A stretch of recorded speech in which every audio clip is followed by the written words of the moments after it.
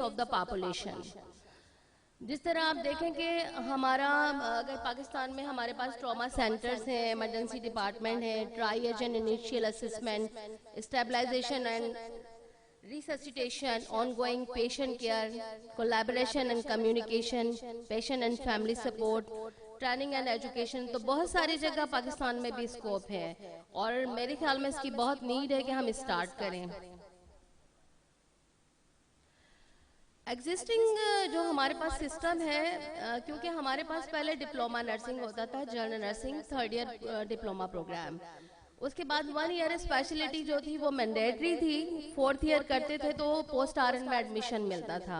तो हमारे यहाँ स्पेशलाइजेशन को जस्ट फोकस किया गया for the piece of paper for the requirement, लेकिन जो फील्ड्स हैं उसमें पढ़ते तो हैं लेकिन वो प्रैक्टिसेस हमारे पास अभी तक इम्प्लीमेंट नहीं है।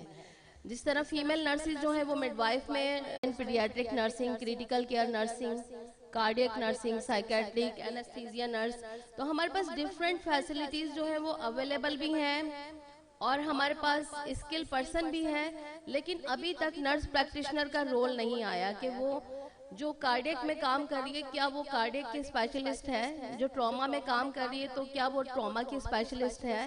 तो इस तरह हमें फोकस अप करने की ज़रूरत है कि हमें नर्सिस को उस लिहाज से ट्रेन करना है।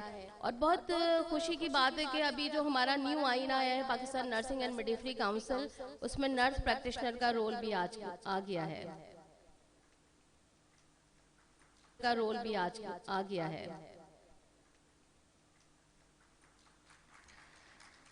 ग्लोबली अगर हम बात करते हैं to become an advance nurse practitioner is trauma, individual typically complete the registered nursing programme, जो कि नर्स होती है, RN होती है, उसके बाद वो मास्टर या डॉक्टरल डिग्री करती है ट्रॉमा केयर में और उसके कोर्सेज करती है। देन उसकी जो रोल आ जाता है कि असेसमेंट डायग्नोज कर सकती है, वो ट्रीटमेंट एंड मैनेजमेंट कर सकती है, इमरजेंसी इंटरवेंशन दे सकती है, कोलैबोरेशन एंड कंसल्टेशन करती है with the physician, with the surgeon, with the health care providers, patient को एजुकेट करती है। और जो कि मुझसे पहले भी डॉक्टर रुबीना ने बात की, डॉक्टर शाहिद ने बात की कि एविडेंस बेस्ड प्रैक्टिस, तो डेफिनेटली रिसर्च का मतलब ही है सर्च, रिसर्च, बार बार सर्च करें, क्वेरीज आएंगी, क्रिटिकल थिंकिंग होगी और आप बार बार जो है वो उसको सोचेंगे और आगे जाने की कोशिश करेंगे। जैसे कि BP की एग्जांपल दी थी कि विद स्लीव्स और विदाउट स्लीव्स, तो ये बहुत सारी क्वेरीज हैं, क्योंकि हम कहते हैं ना कि कुरान पाक तो अल्लाह की किताब है जिसको कोई भी चेंज नहीं कर सकता, लेकिन जो इंसान की रिसर्च है वो डेफिनेटली होती रहेगी। आप सर्च करते रहें, न्यू टेक्नोलॉजीज आती रहेंगी जिस तरह हम एडवांस दौर में जा रहे हैं।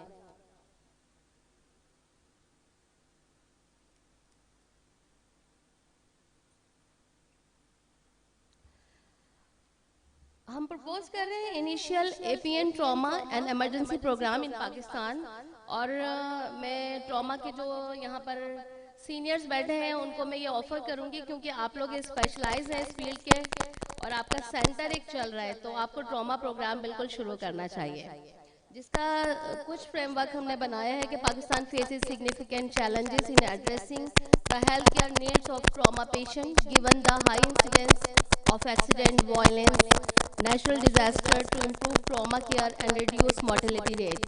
जो हमारा मेन फोकस यही होगा कि पेशेंट जब आता है तो एक तो ट्रॉमा सेंटर की फैसिलिटीज़ कितनी डिस्टेंस पे उनको अवेलेबल है, क्योंकि यहाँ पर हम एक बहुत बड़ी जो हमारा फ्ला है कि हम अपना प्राइमरी और सेकेंडरी हेल्थ केयर को स्किप किया हुआ है हमने, वहाँ नर्सिस का कोई रोल ही नहीं है, पब्लिक हेल्थ नर्सिस ही नहीं है, वहाँ पर ट्रॉमा नर्सिस ही नहीं है। तो आपका फर्स्ट पेशेंट जब आएगा उसको कौन देखेगा, कौन मैनेज करेगा और किस तरह उसको रेफर करेंगे कंसर्न डिपार्टमेंट में, तो यहाँ पर बहुत नीड है कि हम इस चीज़ को फोकस करें। और ट्रॉमा सेंटर मेरे ख्याल में हर जगह पे होना चाहिए और कराची में भी मेरे ख्याल में इसकी और ब्रांचेस भी होनी चाहिए, जो कि हमें नीड है, क्योंकि जितनी पॉपुलेशन है कराची की और उसके लिहाज से इसकी एजुकेशन जो है वो भी स्टार्ट होनी चाहिए। तो हमारा एम मिशन जो ट्रॉमा केयर का है वो यही है कि प्राइमरी, सेकेंडरी और टर्शरी लेवल पे जो है वो हर स्टेप पे हमारे नर्सिस जो ट्रॉमा केयर के हैं वो मौजूद हों और नेसेसरी स्टेप लें वो उसके लिए। Provide an overview of the current state of trauma care in Pakistan, including existing challenges and limitations. Highlight the benefit of a specialized trauma care provider. APN based on international evidence and success stories. Definitely हमारे लिए हम जब भी कोई new program शुरू करते हैं तो एविडेंस बेस्ड और सक्सेस स्टोरीज हम देखते हैं इंटरनेशनली कि क्या चल रहा है, तो उसको लेके ही हम न्यू प्रोग्राम्स शुरू करते हैं। तो करिकुला को भी हम इसी तरह स्टार्ट करेंगे, ट्रेनिंग्स को भी। Role and responsibility of the advance care nurse, इसके जो स्कोप है उस पर हमने बात भी की है कि एम्फसाइज देयर यूनिक स्किल, उनकी एबिलिटी, उनकी कॉम्प्रिहेंसिव स्किल्स, कॉम्पिटेंसी पे बात करेंगे। Describe the role of triage, assessment, diagnosis, treatment and management of the trauma patient. Highlight the collaborative nature of the APN role, including involvement in the interdisciplinary teams and patient education. Educational training, जो कि मैंने पहले भी बात की कि master और doctoral degree होगी, क्योंकि कोई भी नर्स जाके प्रैक्टिशनर नहीं बन सकती। तो हमें ये कॉन्सेप्ट भी क्लियर करना होगा नर्सिस को कि आप जनरल फिजिशियन बनने नहीं जा रहे, आपकी एक फील्ड होगी, स्पेशलाइज्ड होंगे जिसमें आपने बिल्कुल प्रैक्टिसेस की होंगी और फिर वहाँ पर आप फील्ड में काम करेंगे। तो ट्रॉमा केयर के लिए भी इसी तरह हम जो करिकुलम है उसको बनाते हैं इंशाल्लाह। Emphasize the need of ongoing professional development and continuous education for APN to ensure their skills remain up to date. Legal and regulatory consideration, जिस तरह की अब हमारे पास Pakistan nursing and midwifery council है, तो वो इसका फ्रेमवर्क जो है वो बनाए, क्योंकि वो रेगुलेटर है। कौन कितनी प्रैक्टिसेस कर सकता है तो उसकी बाउंड्री वॉल डिसाइड होती है, तो ये रेगुलेटर डिसाइड करते हैं। तो अभी हमें प्रपोजल बना के डेफिनेटली जो भी होगा वो Pakistan nursing council, Pakistan nursing and midwifery council को जाएगा। Advocate for the establishment of the regulatory body committee to oversee the certification, licensure and ongoing professional development of APN in trauma care. Collaboration and integration, emphasize the importance of the collaboration between APN, physicians, surgeons and other healthcare professionals to ensure seamless integration and optimal patient outcomes. Highlight successful model of intra-professional collaboration from other countries.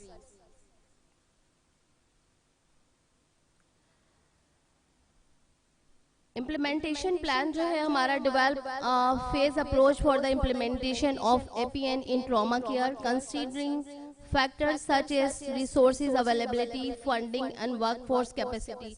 Definitely जब आप कोई भी course start करते हो तो उसकी availability देखनी होती है, आपको टीचर्स हायर करने होते हैं। टाइम की शायद शॉर्टेज है, इसलिए मैं इसको वाइंड अप करूंगी शॉर्टली। तो मॉनिटर करना होता है, एवोल्यूशन करना होता है इसका। तो हमें कोर्स जब भी डेवलप करते हैं तो हमने अपने पार्टनर्स ढूंढने होते हैं। तो मैं यहाँ पर जो भी अगर हमारे पब्लिक प्राइवेट पार्टनर्स बैठे हैं तो वो कोलैबोरेशन करें और इस पे हमारे साथ वर्क करें। इसका करिकुला हम डिज़ाइन कर रहे हैं। तो इनिशियली मिस सना ने जब बात की तो हमने इसको स्टार्ट भी ले लिया है अल्हम्दुलिल्लाह। कंक्लूजन में हमारा मेन पॉइंट यही है कि पेशेंट बेनिफिट के लिए बात कर रहे हैं कि उनको कॉम्प्लिकेशन से रोका जाए, उनको प्रिवेंट किया जाए, अपने नेशन को हेल्थ केयर प्रोवाइड की जाए, उनको बचाया जाए, क्योंकि हम लोग डबल बर्डन डिजीज में चल रहे हैं, कम्युनिकेबल और नॉन कम्युनिकेबल बोथ में। तो अगर हम प्रिवेंशन करते हैं, जिस तरह मेरा हमेशा फोकस रहा कि प्राइमरी हेल्थ केयर और सेकेंडरी हेल्थ केयर को हम स्किप कर देते हैं। डिस्ट्रिक्ट नर्सिंग ऑफिसर की पोस्टें हमने प्रपोजल दिया हुआ है डिपार्टमेंट को, प्राइमरी हेल्थ केयर का, पब्लिक हेल्थ नर्सिस का। ये पोस्टें पूरे पाकिस्तान में है ही नहीं। जब तक ये पोस्टें हम क्रिएट नहीं करेंगे, नर्स स्पेशलिस्ट का रोल नहीं लाएंगे, उस टाइम तक हमारा जो विजन है क्लियर नहीं होगा और यूनिवर्सल हेल्थ कवरेज जो है ना वो हमारा कभी भी नहीं हो सकता, अचीवमेंट ही नहीं हो सकती।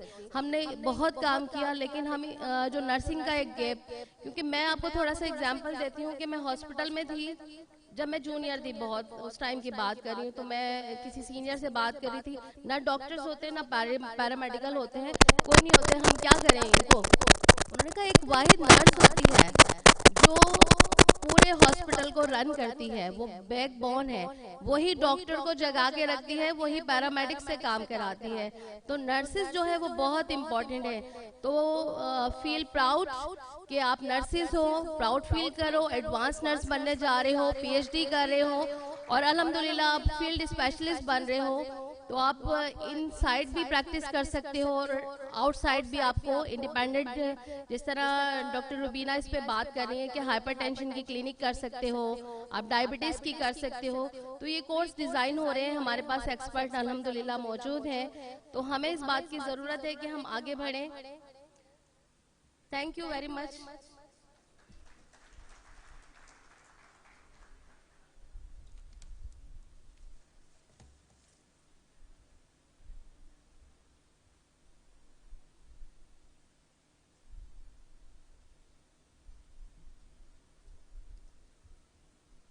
Thank you, Madam Khairunisa. Now I would like to invite Dr. Samra Baheen, consultant hematologist and transfusion medicine at Regional Center, Karachi. She will deliver topic of role of blood banking and resuscitation of trauma patients.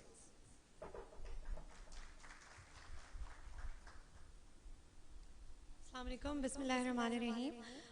First of all, I want to congratulate the team of Shahid Benazir Bhutto Institute of Trauma Center because it's the first time हमारी hematologist की तो HemeCon होती है बहुत सालों से. I hope कि ये भी TraumaCon इसी तरह continue रहे, and I want to thank for inviting me. Okay, so I know time is short, so my presentation is basically for nursing, not for pharmacists, and how much nurses can play the role in managing the trauma patients is actually very important. जैसा कि अभी खैरुनिसा madam ने कहा ही कि nursing की कितनी ज़्यादा ज़रूरत है, काम उस तरीके से अभी नहीं हो पा रहा क्योंकि कोर्सेज वैसे डिज़ाइंड नहीं हैं. So these are the objectives of my presentation. I will go brief. What is massive bleeding? Massive bleeding is still जो trauma के patients हैं उनमें it is the most common cause of the death. बहुत सारी चीज़ें हैं, pain management की भी बात हुई है, सब चीज़ों की बात हुई है, बट जो ट्रॉमा में मैसिव ब्लीडिंग है वो it is exactly the main cause of the death. Still 6 out of 10 bleeding still it is evidence based कि it is because of the massive bleeding. Hemodynamic disturbances होती हैं, that is basically the pathophysiology. कुछ ऐसा होता है कि bleeding भी हो रही होती है एंड देन प्रोथ्रोम्बोटिक स्टेट भी डेवलप हो जाती है because of all these things. So you have to manage it in both the ways, bleeding and the prothrombotic state. This is basically the coagulopathy जो कि हम इसको शो करें. It is very difficult because एक patient आया है, वो bleed करता हुआ है, वो आ गया, अब आपने उसको प्रोडक्ट्स लगानी स्टार्ट किए हैं.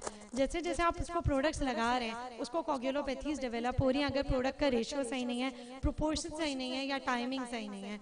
सो विच मीन्स के it is a two sort thing कि आप अगर लगाएंगे तो भी प्रॉब्लम है और आप नहीं लगाएंगे तो वो ब्लीडिंग सही चला जाएगा. So it actually has to be managed by nurses in the beginning. Doctor तो जब तक आते हैं तब तक तो अगर आप ब्लड बैंक तक बात नहीं पहुंचाएंगे तो मरीज ऑब्वियसली चला जाएगा. जब भी स्टार्ट होगा वो आइसोटोनिक सॉल्यूशन से होगा, क्रिस्टलॉइड कॉलॉइड जो भी, and then you need pack cells. You need urgently you need pack cells. आप नहीं ले सकते हैं sample, you can just go to the blood bank and say give me O negative blood. Just take the O negative pack red cell and start giving the product to the patient. And cross match blood can be used in cases of emergency. आपको उस वक्त cross match की demand करने की ज़रूरत नहीं है. Okay, as we all know, O negative is one of the rarest blood groups, and in Pakistan तो हमें बहुत ही मुश्किल से मिलता है, और सेकेंडली एक ही ट्रॉमा सेंटर हमें कराची में मिल रहा है. तो O negative blood group नहीं है, so O positive blood group can be used in males and in the females who are not childbearing age, who have passed the childbearing age. तो अगर नहीं है तो आप काइंडली O positive भी ले लें ब्लड बैंक वालों के साथ या डॉक्टर्स के साथ. उस वक्त टाइम वेस्ट करने की बिल्कुल ज़रूरत नहीं है. Even in the childbearing age, if O negative is not available in life, has to be safe, you can give O positive blood and you can later on transfuse, that is called NTD. I cannot go into the details of that, but for life saving you can actually transfuse O positive blood to the reproductive age female also. What are the blood products which are given by us and which are required in the trauma patients? These include peg red cells, platelets, FFPs, cryoprecipitate mainly. Other products जो कि blood bank नहीं देता है, उसमें हमारे पास recombinant factor 7 आ जाता है, हमारे prothrombin complex concentrate. These are very expensive. तो I know कि वो trauma patients के लिए और वहाँ trauma center में हर वक्त available होना बहुत मुश्किल है. But blood bank की सारी products 24/7 available हैं, free of cost.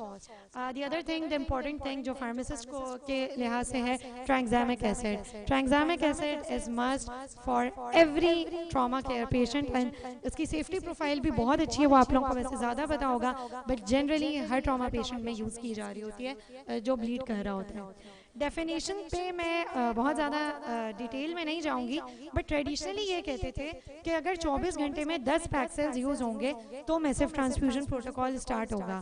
24 आवर्स का तो टाइम ही नहीं है. तो ट्रेडिशनल जो डेफिनेशन है, it is now obsolete. Now the modern definitions जो हैं वो कह रही हैं या तो 3 घंटे की बात कर रही हैं या 6 घंटे की या इवन 1 घंटे की. 1 घंटे में अगर 4 पैक सेल से ज़्यादा यूज़ हो गए हैं तो विच मीन्स कि massive transfusion protocol needs to be started. कुछ स्कोरिंग होती है जो एक्चुअली स्कोरिंग हमारे पास कैट की इज़ वेरी कॉमन, और ये कहते हैं कि अगर ये दोनों स्कोरिंग सिस्टम में पॉजिटिविटी आ रही हो तो मॉर्बिडिटी एंड मोर्टेलिटी के रेट्स बढ़ जाते हैं. And this scoring system can actually be done by the nurses, क्योंकि इसमें जो टेस्टिंग हो रही है उसकी रिपोर्ट तो नर्सेज ईजिली हमारे पास देख रहे होते हैं.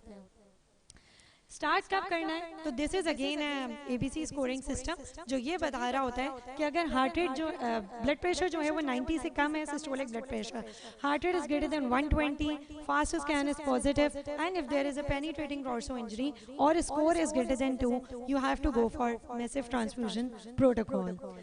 PEG cells should be available within 5 to 10 minutes. Plasma should be available within 25 to 35 minutes. Platelets should be available within 5 to 10 minutes, and cryoprecipitate from the time requested 15 to 20 minutes. The later 3 products do not require any sort of cross match. It is very important because we get a lot of requests mentioning that cross match platelet or cross match FFPs. There is no cross matching required, and even no ABO grouping is required, and you can give any sort of blood. The ratio is very important. Whole blood concept is now obsolete, and the ratio of 1:1:1. Give 1 pack cell. This is evidence, this is research. What Dr. Rubina is being saying that evidence and research has changed it, and now whole blood concept has been obsolete, and ratio of 1:1:1.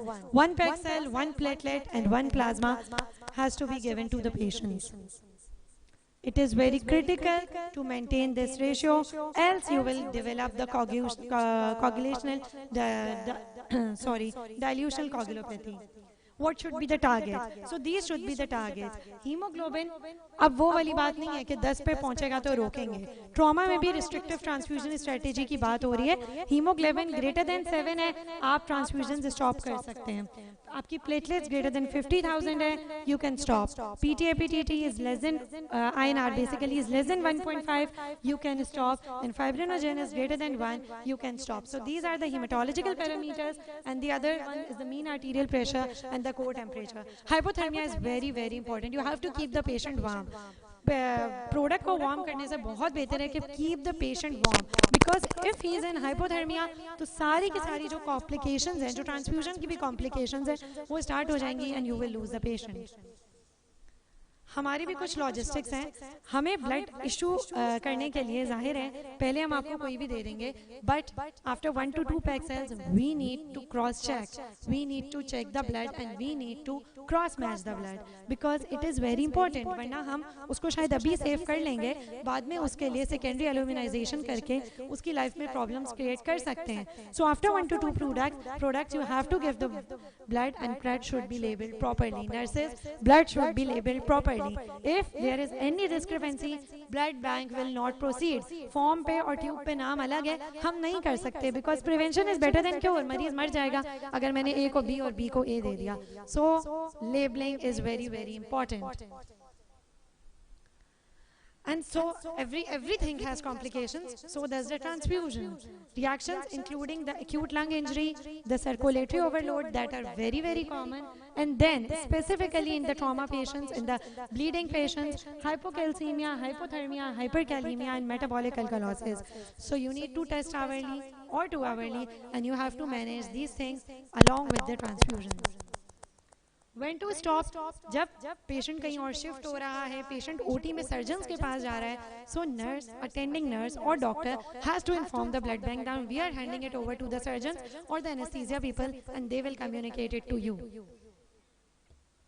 Performance indicators. Okay, team plan is always a performance indicator. It is always a part of KPI in everywhere और जहाँ नहीं होता वहाँ होना चाहिए. So the performance indicators include the trigger plan, the team, tranexamic acid, test hourly, transfuse to target. You have to transfuse to target.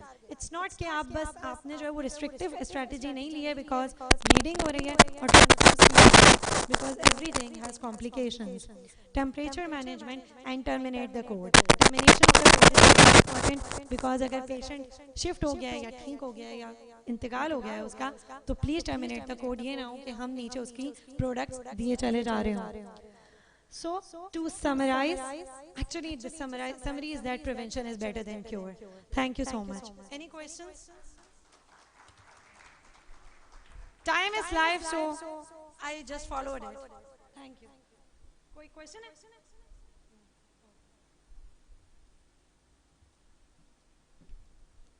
Thank you, Dr. Samra Waheed. Now we have a tea break of 10 minutes and we will start our session exactly after 10 minutes. Please join for the tea.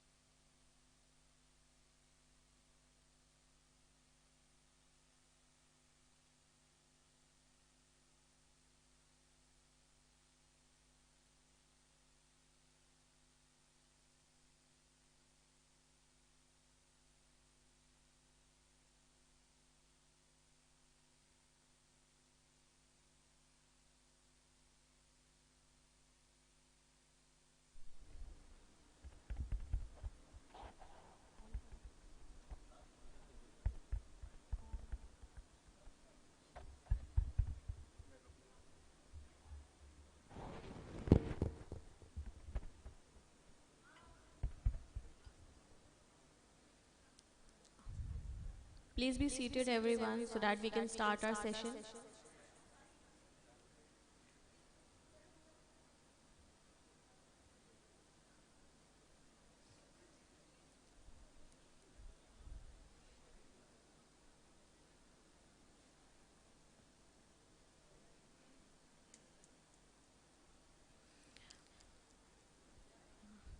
Before moving to the next topic, I would like to request our esteemed panelists to please join us on the stage.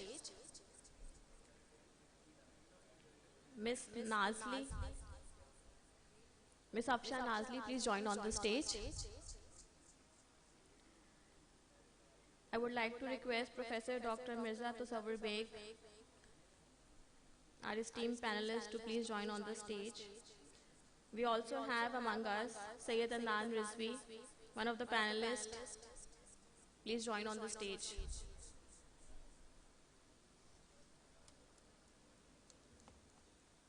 I would also like to request Ms. Kairunisa to join on the stage as a panel.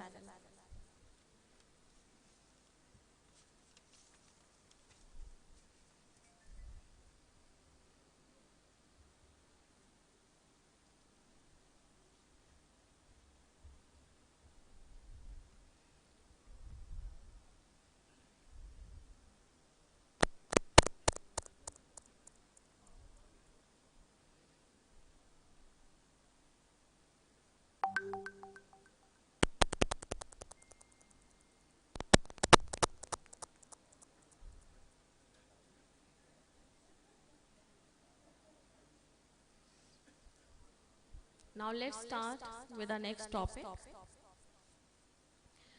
Let's move further to our next topic, which is very interesting. It is medication trauma, what it is and how to help. To share experience and enhance our knowledge, we have with us Dr. Sumaira Khan. She is presently working as Head of Pharmacy Department at Tabba Heart Institute. She has 20 years of experience in healthcare, expert in medication management and hospital pharmacy. Madam, please join us on the stage.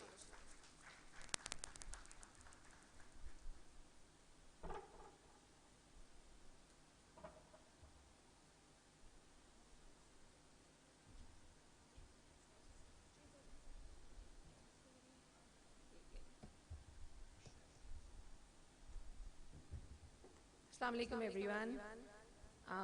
Thank you very much, Shaheed Mohattarma Benazir Bhutto Trauma Center for inviting me on this discussion. My name is Sumaira Khan. I am a Bachelor's of Pharmacy from Buckeye Institute of Pharmaceutical Sciences. I have completed my Master's last year in Master's in Applied Sciences and Patient Safety and Healthcare Quality from Johns Hopkins, Bloomberg School of Public Health. I am a certified professional in healthcare quality and I'm a diplomat in pharmacy leadership. Currently, I'm working as head of the pharmacy at Tabba Heart Institute, and previously I was associated with the Khan University Hospital. So definitely Tabba Heart Institute का तो exact scope नहीं है trauma का, मगर 20 years का जो हमारा past experience है tertiary care में काम करने का, और जो वहाँ हमने pharmacist का role देखा है different aspects में, emergencies में, floods में, violent situations के अंदर, so बहुत significant role है. और मैं बड़ी grateful हूँ इस पूरी conference organization का कि आपने इस trauma care के अंदर जो topic select किए हैं वो multidisciplinary हैं, क्योंकि ना सिर्फ trauma के अंदर बल्कि as a pharmacist, as a healthcare professional, as a public health person मेरा मानना है, बल्कि दुनिया का मानना है कि चाहे वो trauma care है, चाहे वो critical care है, चाहे वो acute care है, अगर वो multidisciplinary approach के साथ address नहीं की जाएगी तो कभी भी हम उसके desired outcome achieve नहीं कर सकते. So multidisciplinary approach में number 1 is physician, second is nursing and third is pharmacist.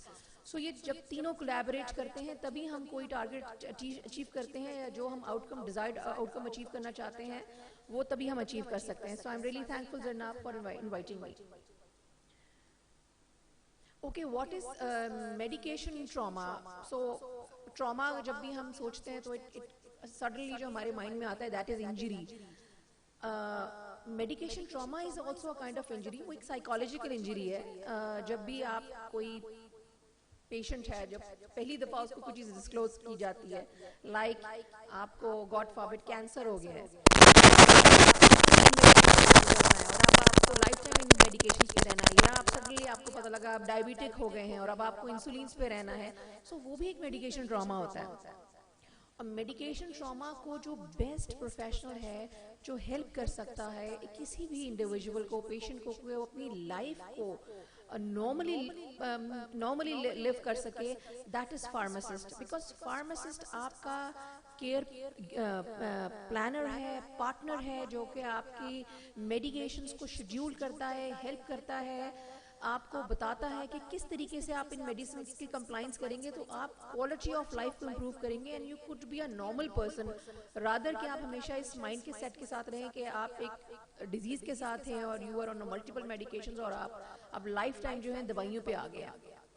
So this is a medication trauma and pharmacist definitely in health, आपकी जो डिजीज जर्नी है उसमें आप अपनी लाइफ में डॉक्टर्स के पास जब मिलते हैं, आप डिस्क्लोज करते हैं कि आपको क्या क्या प्रॉब्लम्स हुए हैं, देन डेफिनेटली आप कुछ लैब्स लेते हैं, मगर लाइफ टाइम का जो आपका पार्टनर है ना वो आपकी मेडिकेशंस होती हैं। जितना compliance, adherence, safe use of medication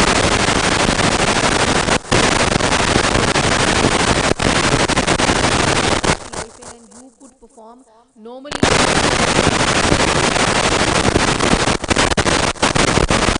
pharmacist क्या है?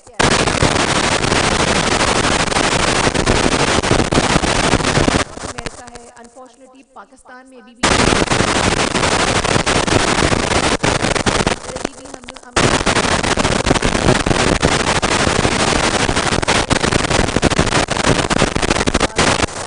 हम फार्मासिस्ट को देखेंगे। So, a national survey 2007 found that only 23% of American College of Surgeon trauma centers involve pharmacists in trauma resuscitation.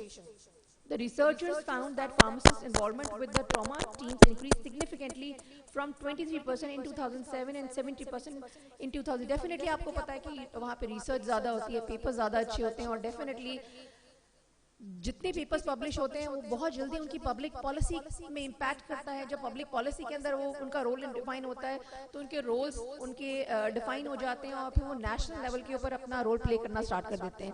और डिजास्टर मैनेजमेंट के अंदर इस वक्त यूनाइटेड स्टेट्स के अंदर फार्मासिस्ट बहुत सिग्निफिकेंट रोल अदा कर रहे हैं। जो कॉमन एडवर्स इफेक्ट्स हम ट्रॉमा के मेडिकेशन ट्रॉमा के अंदर हम क्योंकि सेटिंग में दैट इज पेन कंट्रोल, जिसके ऊपर काशिफ भाई ने बहुत डिटेल में बात किया, really don't want to comment on it. Sedation, antibiotics इस वक्त बेइंतहा एक टैबू भी है। हम एंटीबायोटिक्स खा रहे हैं तो पता नहीं हमें क्या हो जाएगा। एंटीबायोटिक्स के बारे में proper education rather than going in trauma कि आपने वेट बेस्ड डोज है, डोज मिस नहीं करनी है, जितना टाइम डॉक्टर ने दिया है आपको खाना है। तो ये सारी चीज़ें जो एजुकेशन पार्टनर है वो आपका फार्मासिस्ट है, वो आपको जितना बेहतर कम्युनिकेट करेगा। इस वक्त हमारा रेजिस्टेंस का बहुत बड़ा चैलेंज है वो यही है कि ओवर द काउंटर एंटीबायोटिक्स के उनके बारे में सही एजुकेशन नहीं दी जाती है। द मोमेंट आप 24 आवर्स में स्टेबल होते हैं आप एंटीबायोटिक खाना छोड़ देते हैं। Seizures prophylaxis, atrial fibrillation, deep vein thrombosis, तो ये सारी की सारी चीज़ें हैं जो मेडिकेशन ट्रॉमा में एंड अप होती हैं। फार्मासिस्ट इन्वॉल्वमेंट में डेफिनेटली आगे का अपकमिंग प्रेजेंटेशन है जिसमें जो मेजर रोल है वो मेडिकेशन रिव्यू है, counselling the very important part जो फार्मासिस्ट का मेजर इंपॉर्टेंट पार्ट है और अनफॉर्चुनेटली कम्युनिटी में बिल्कुल ही मिसिंग है। लोगों को अभी भी फार्मेसीज के अंदर थैलों में भर के दवा दे दी जाती है मगर नोबडी इज टीचिंग देम कि उन दवा के साथ उन्होंने करना क्या है। उस दवा को खा के अगर उनको साइड इफेक्ट्स होंगे तो उन्हें रिपोर्ट बैक किसके पास करना है, क्या अचानक से दवा बंद कर देनी है या कंटिन्यू करनी है या लाइफ टाइम उस दवा को खाते ही रहना है। एडवर्स ड्रग रिएक्शन मॉनिटर का करना है। पॉलीफार्मेसी, डेफिनेटली पॉलीफार्मेसी का ज़्यादा इम्पैक्ट जीडियाटिक्स के अंदर होता है और बहुत सारी क्लासिफिकेशन है दवाइयों की जिसके अंदर एक खास पॉपुलेशन है जिसको बियर्स क्राइटेरिया कहते हैं। अबव 60 इयर्स पेशेंट्स के लिए कुछ ड्रग्स हैं जो रिस्ट्रिक्टेड हैं जिनके लिए डोज एडजस्टमेंट लाजमी है। तो ये सारी चीज़ें अगर हम नहीं टेक केयर करेंगे तो अल्टीमेटली वो मेडिकेशन ट्रॉमा में एंड अप होती हैं। टॉक्सिकोलॉजी, जो मेजर रोल डिजास्टर के अंदर फार्मासिस्ट का जो आइडेंटिफाई किया है, जो रिसर्च पेपर ने किया है कि नंबर 1 इज फार्मास्यूटिकल सप्लाईज। किसी भी डिजास्टर के अंदर जो नंबर 1 जो जॉब है, फॉर्मुलरी बनाना, हेल्प करना, कौन कौन सी ड्रग्स किस चीज़ के अंदर हमें अगर हमारे पास रोड ट्रैफिक एक्सीडेंट ज़्यादा आ रहे हैं तो टेटनस होना चाहिए, एंटीबायोटिक्स होना चाहिए, इनफ पेन मैनेजमेंट की चीज़ें होनी चाहिए, रिहाइड्रेशन सॉल्यूशंस होने चाहिए। तो नंबर 144% जो है वो फार्मास्यूटिकल सप्लाईज में फार्मासिस्ट का डिजास्टर में रोल आता है। Second patient management. Number 3 is response integration, policy coordination. जैसे मैंने आपको बताया, जितना ज़्यादा रिसर्च होगा फार्मासिस्ट का रोल होगा, रिसर्च के फॉर्म में वो पब्लिक पॉलिसी का इम्पैक्ट बनेगा और तभी ये इस रोल की सिग्निफिकेंस बढ़ेगी। And rest is others. जो अगला रोल फार्मासिस्ट का American society of health system pharmacist encourage कर रही है वो डिजास्टर प्लानिंग के अंदर है। जैसे कि अभी हमने देखा है कि फ्लड के अंदर इस दफ़ा हमने देखा कि फार्मासिस्ट के बहुत रोल सिग्निफिकेंट हुआ। लिस्ट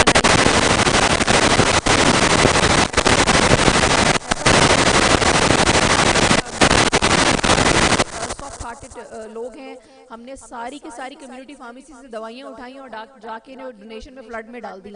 उसका इम्पैक्ट क्या है कि शहर में लोगों के पास दवाइयाँ नहीं थी। जब यहाँ पे किसी को डायरिया हो तो एक ORS के लिए पेशेंट जो है वो पूरे शहर के अंदर जो है वो घूमता फिर रहा था। तो प्लानिंग इज़ वेरी इंपॉर्टेंट कि जिस जगह पे जिस दवा की नीड है उनकी लिस्ट में गवर्नमेंट को हेल्प की गई और उसके अकॉर्डिंग हमने लिस्ट भेजी और हमने ड्रग की वेस्टेज के ऊपर भी काम किया। अगला रोल जो है वो CPR का है। CPR में फार्मासिस्ट का बहुत इंपॉर्टेंट रोल है। क्रैश के टाइमिंग के ऊपर मेडिकेशंस लोकलाइक बहुत ज़्यादा होती हैं, तो उन ड्रग्स का सही पिक होना और उनको सही डोज में मिलना। सो ये रोल इमर्जिंग रोल है। तब्बा हार्ट इंस्टीट्यूट के अंदर इस वक्त 2 फार्मासिस्ट हमारे जो है ACLS सर्टिफाइड हैं, जो बाकायदा कोर्ट के अंदर पार्टिसिपेट करना स्टार्ट हो गए। So this is a very new field और जिसका हेल्प फार्मासिस्ट और फिजिशियन और नर्सिंग को अब इसका इम्पैक्ट भी नज़र आना स्टार्ट हो गया। ये कुछ सिग्निफिकेंट रोल्स हैं जो मैंने आपको बता रही हूँ कि जो स्पेशली वाशिंगटन के जो पहली जो आपको पिक्चर नज़र आ रही है कि जब यहाँ पे स्नो हुआ तो फार्मासिस्ट ने जाके जो है मेडिकेशंस जो है लोगों के घरों में ट्रांसपोर्ट की हैं। अगला SARS के अंदर टोरंटो के अंदर फार्मासिस्ट जब सारी फार्मेसीज बंद हो गई थी तो as a public health services के तौर पे फार्मासिस्ट ने अपना रोल प्ले किया और फार्मेसीज चली और लोगों को केयर दी गई। सेम एंथ्रैक्स के अंदर जब attack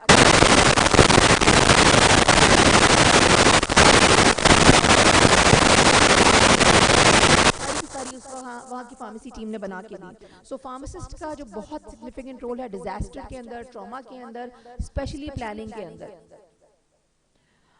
are we ready for the trauma? Pakistan की नेशन तो मेरे ख्याल से हम ट्रॉमा के लिए हर वक्त ही, जो काशिफ भाई ने कहा था कि ट्रॉमा को हम डिफाइन क्या करें, हर वक्त ही ट्रॉमा में ही रहते हैं। So this is another trauma जो कि इस वक्त हमारा जो मोटर व्हीकल क्रैशेस इन पाकिस्तान है, this is declared an epidemic. इतना ज्यादा है। Next, more than 3.5 million suspected cases of malaria reported in Pakistan between January and August, compared to 2.6 million suspected cases reported in 2001. 78% of all confirmed cases in 2022 occurred in the Balochistan and Sindh province. और जबकि हमें मालूम है कि जो climate change का सबसे biggest जो country hit कर रही है वो पाकिस्तान है, so we can anticipate the more floods will come in. So यहाँ pharmacist का बहुत important role है कि मलेरिया, देखिए दवाई का होना इम्पोर्टेंट नहीं है, जो भी मरीज किसी को मोबिलिटीज के साथ है वो उसके साथ कुछ और दवाइयों पे है तो उनका सेफ यूज, उसका उन मलेरिया की दवाइयों के साथ इंटरेक्शन तो नहीं हो जाएगा। कहीं ऐसा तो नहीं होगा कि उस दवा को खा के हम मलेरिया से तो नहीं बचा सके बल्कि हमने उसको ब्लीडिंग में या किसी भी इंसिडेंट में एंड अप कर दिया। सो ट्रॉमा के लिए फार्मासिस्ट का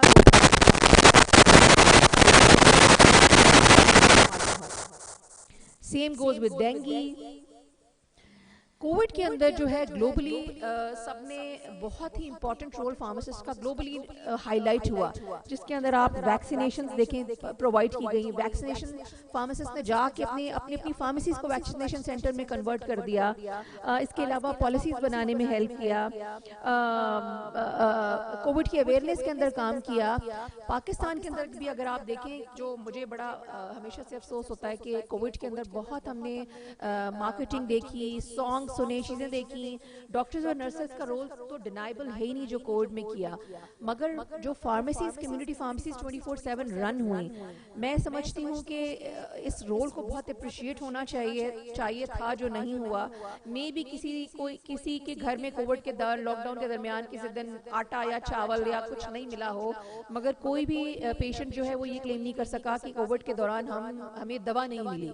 फार्मेसिस्ट 24/7 कम्युनिटी फार्मेसीज चल पड़ी, हमने नए नए रोल्स मॉडिफाई किए, हमने होम डिलीवरी स्टार्ट कर दी, और हमने सेफ मेडिकेशन का एक्सेस इंक्रीज किया इन पाकिस्तान में रहते हुए भी। जैसा मैंने आपको बताया कि PSHP पाकिस्तान की एक ऑर्गेनाइजेशन है जिसके अंदर लिस्ट बनाई, हमने गवर्नमेंट को हेल्प किया ताकि हम दवाइयों की स्टॉक पाइलिंग को और वेस्टेज को कम कर सकें। New roles definitely coming in, क्योंकि 220 मिलियन की आबादी है इस मुल्क की, और कोई भी एक अलोन स्टेक होल्डर जिम्मेदारी नहीं ले सकता हेल्थ केयर की। फार्मासिस्ट जो हैं वो एक बहुत ही इंपॉर्टेंट की हेल्थ केयर पार्टनर है। अनफॉर्चुनेटली अभी वो इंटीग्रेटेड नहीं है हेल्थ सिस्टम के अंदर, मगर जब तक ये हेल्थ सिस्टम इंटीग्रेट नहीं होंगे, हम इंश्योर नहीं कर सकते कि हमने हेल्थ को का एक्सेस जो है हमने रिमोट एरिया में भी पहुंचाया है। जो सर्विसेज, अगला हमारा जो आपका थीम भी है tele the way forward digital, और टेली हेल्थ सर्विसेज में बड़ा रोल है जिसमें फार्मासिस्ट काउंसिल कर सकता है मेडिकेशन की को इस्तेमाल के ऊपर। सॉफ्टवेयर इंफॉर्मेशन आपको दी जा सकती है, मोबाइल का टूल आपके पास है जिसमें हम मेडिकेशन ट्रॉमा से अपने पेशेंट्स को बहुत ज़्यादा हेल्प कर सकते हैं। So these are the references, and thank you once again for listening. Thank you very much.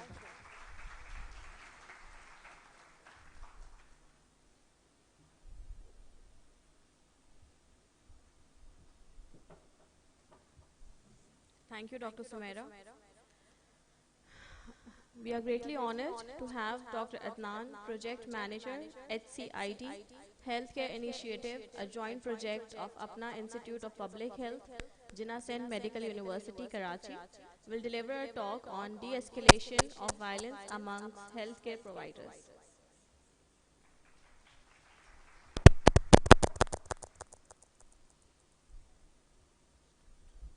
Assalamu alaikum. Thank you so much to inviting me. Assalamu alaikum, dear panelists. I am Dr. Adnan Ahmed Bhutto, Project Manager, Healthcare in Danger Initiative, ICRC, International Committee of Red Cross, and we are placed at Jinnah Sindh Medical University, AIPH, Apna Institute of Public Health. So, I'm talking about today the major issue which we all nurses and doctors always finding and speaking on that कि violence होता ज़रूर है लेकिन report नहीं होता हमारे यहाँ।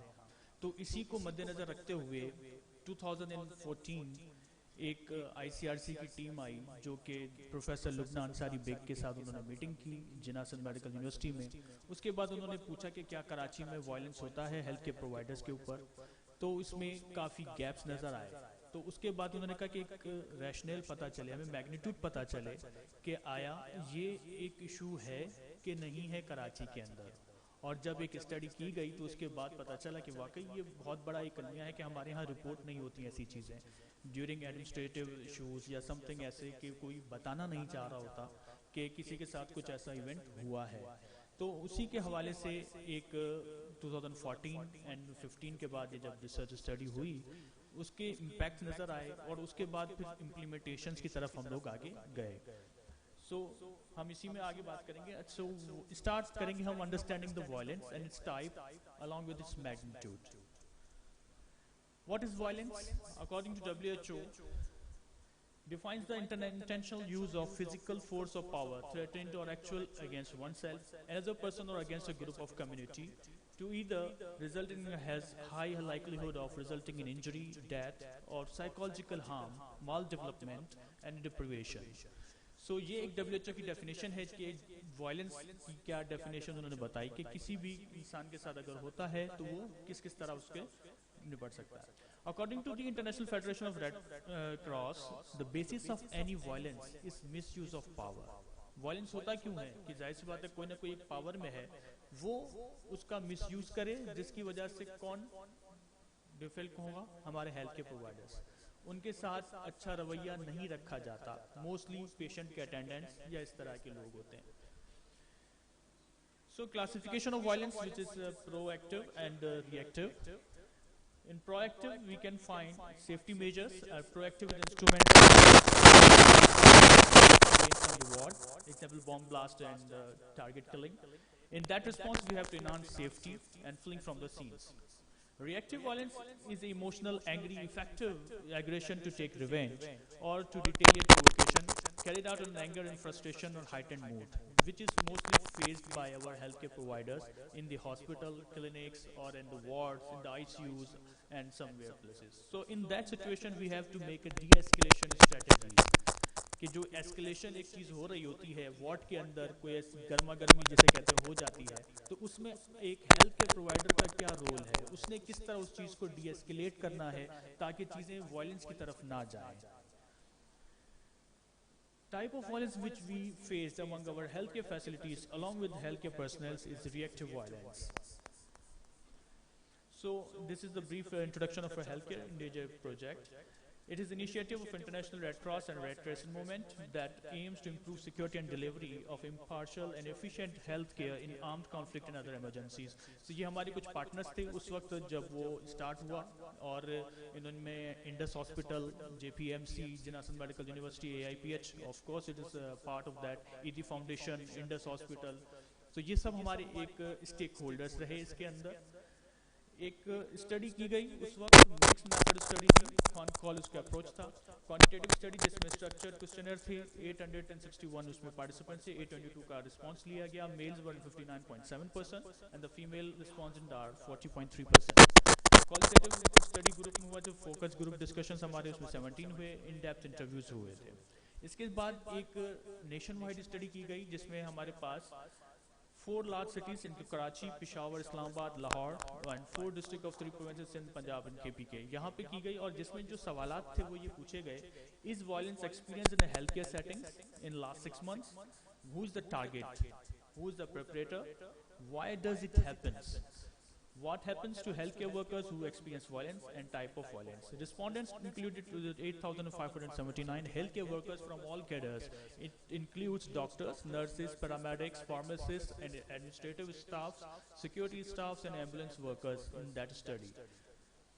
So we find some results on the study that 33.9% are violence experienced people who says we are facing abusive, shouted and threatened, and about 6.60% are beaten and caused things.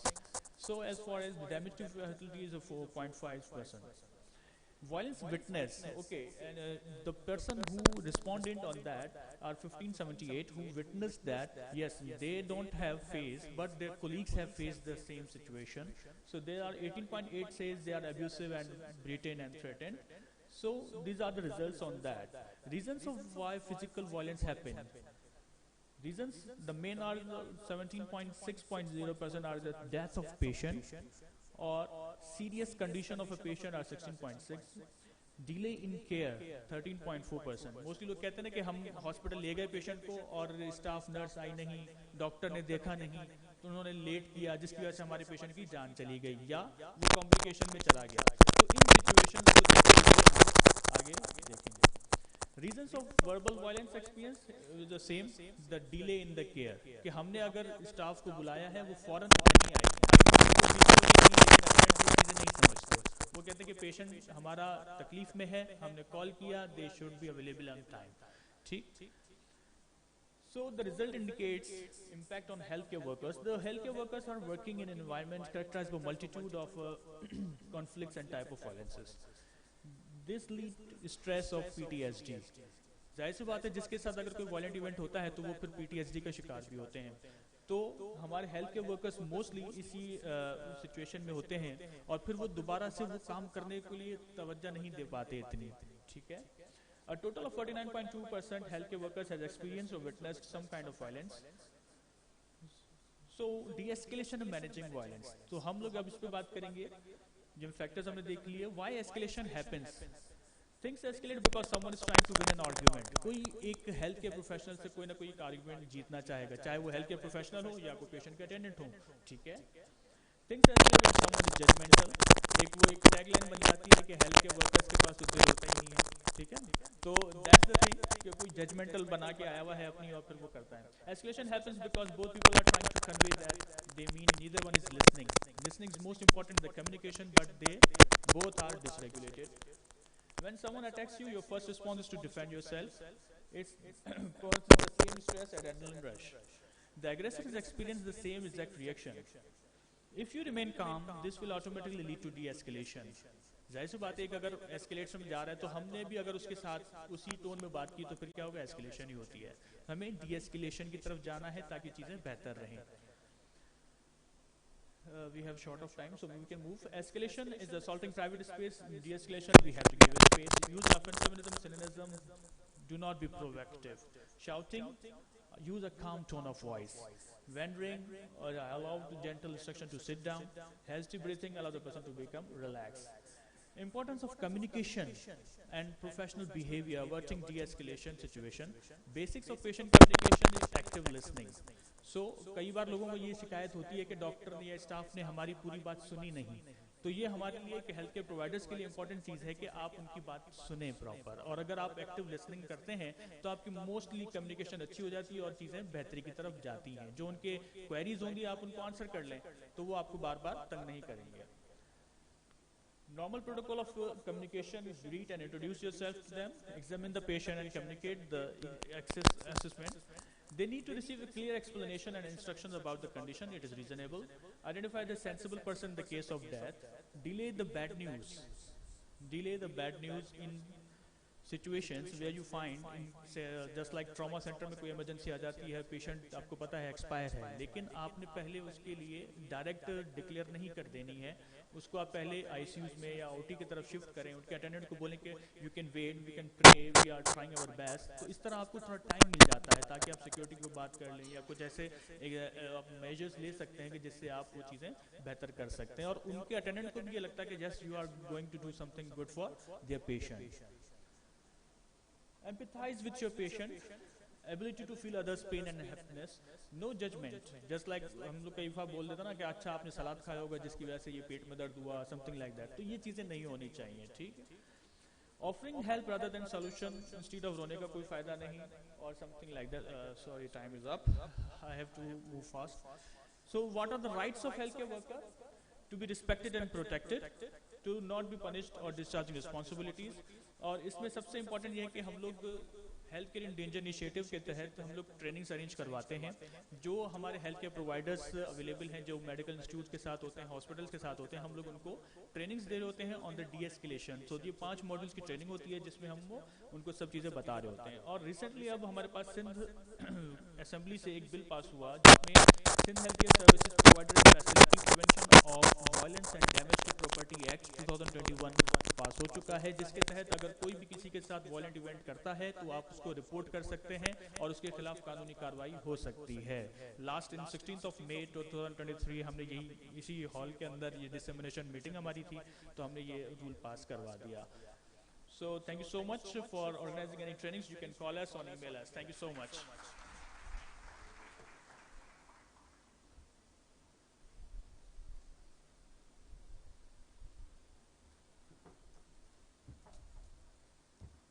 Thank you, Dr. Adnan. Pharmacists, the experts in drug therapy management, play a key role as drug therapy experts. Pharmacists provide drug therapy management services built around a partnership between the pharmacist, the patient, physicians and nurses, and other members of patient healthcare team. To deliver a talk addressing the pharmacy role in modern healthcare continuum, we have Dr. Hena Rahman on behalf of Dr. Huma. She is working as Assistant Professor, Department of Pharmacy Practice, Jinnah Sindh Medical University. She has 14 years of teaching, research and technical experience in the field of pharmacy. She will put light on the role of pharmacist in trauma, need of time to improve therapeutic management strategies.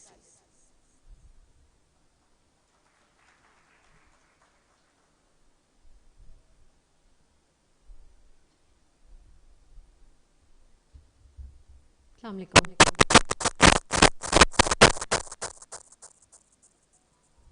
So today's talk presentation is role of pharmacists in trauma setting, need of time to improve therapeutic management and strategies. As people don't know me, so first of all, I have to introduce myself. I'm by profession, I'm a pharmacist. I have completed my master's in pharmacology and quality industrial management.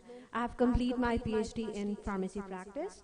I'm certified clinical research professional. I am also certified clinical research associate in Norton, USA. I am protecting human right to research participant in NIH as well. Currently, I am working in assistant professor, Institute of Pharmaceutical Sciences, Jinnah Sindh Medical University. So, as the speaker have discussed about the healthcare team, pharmacists, and the working of the pharmacists who are working in the team. So, let's discuss about the healthcare team and how this healthcare team can be worked for the pharmacists as well. So, as we are talking about the pharmacy, services is an essential part of the healthcare system. So, pharmacy is the crucial part of the healthcare as well.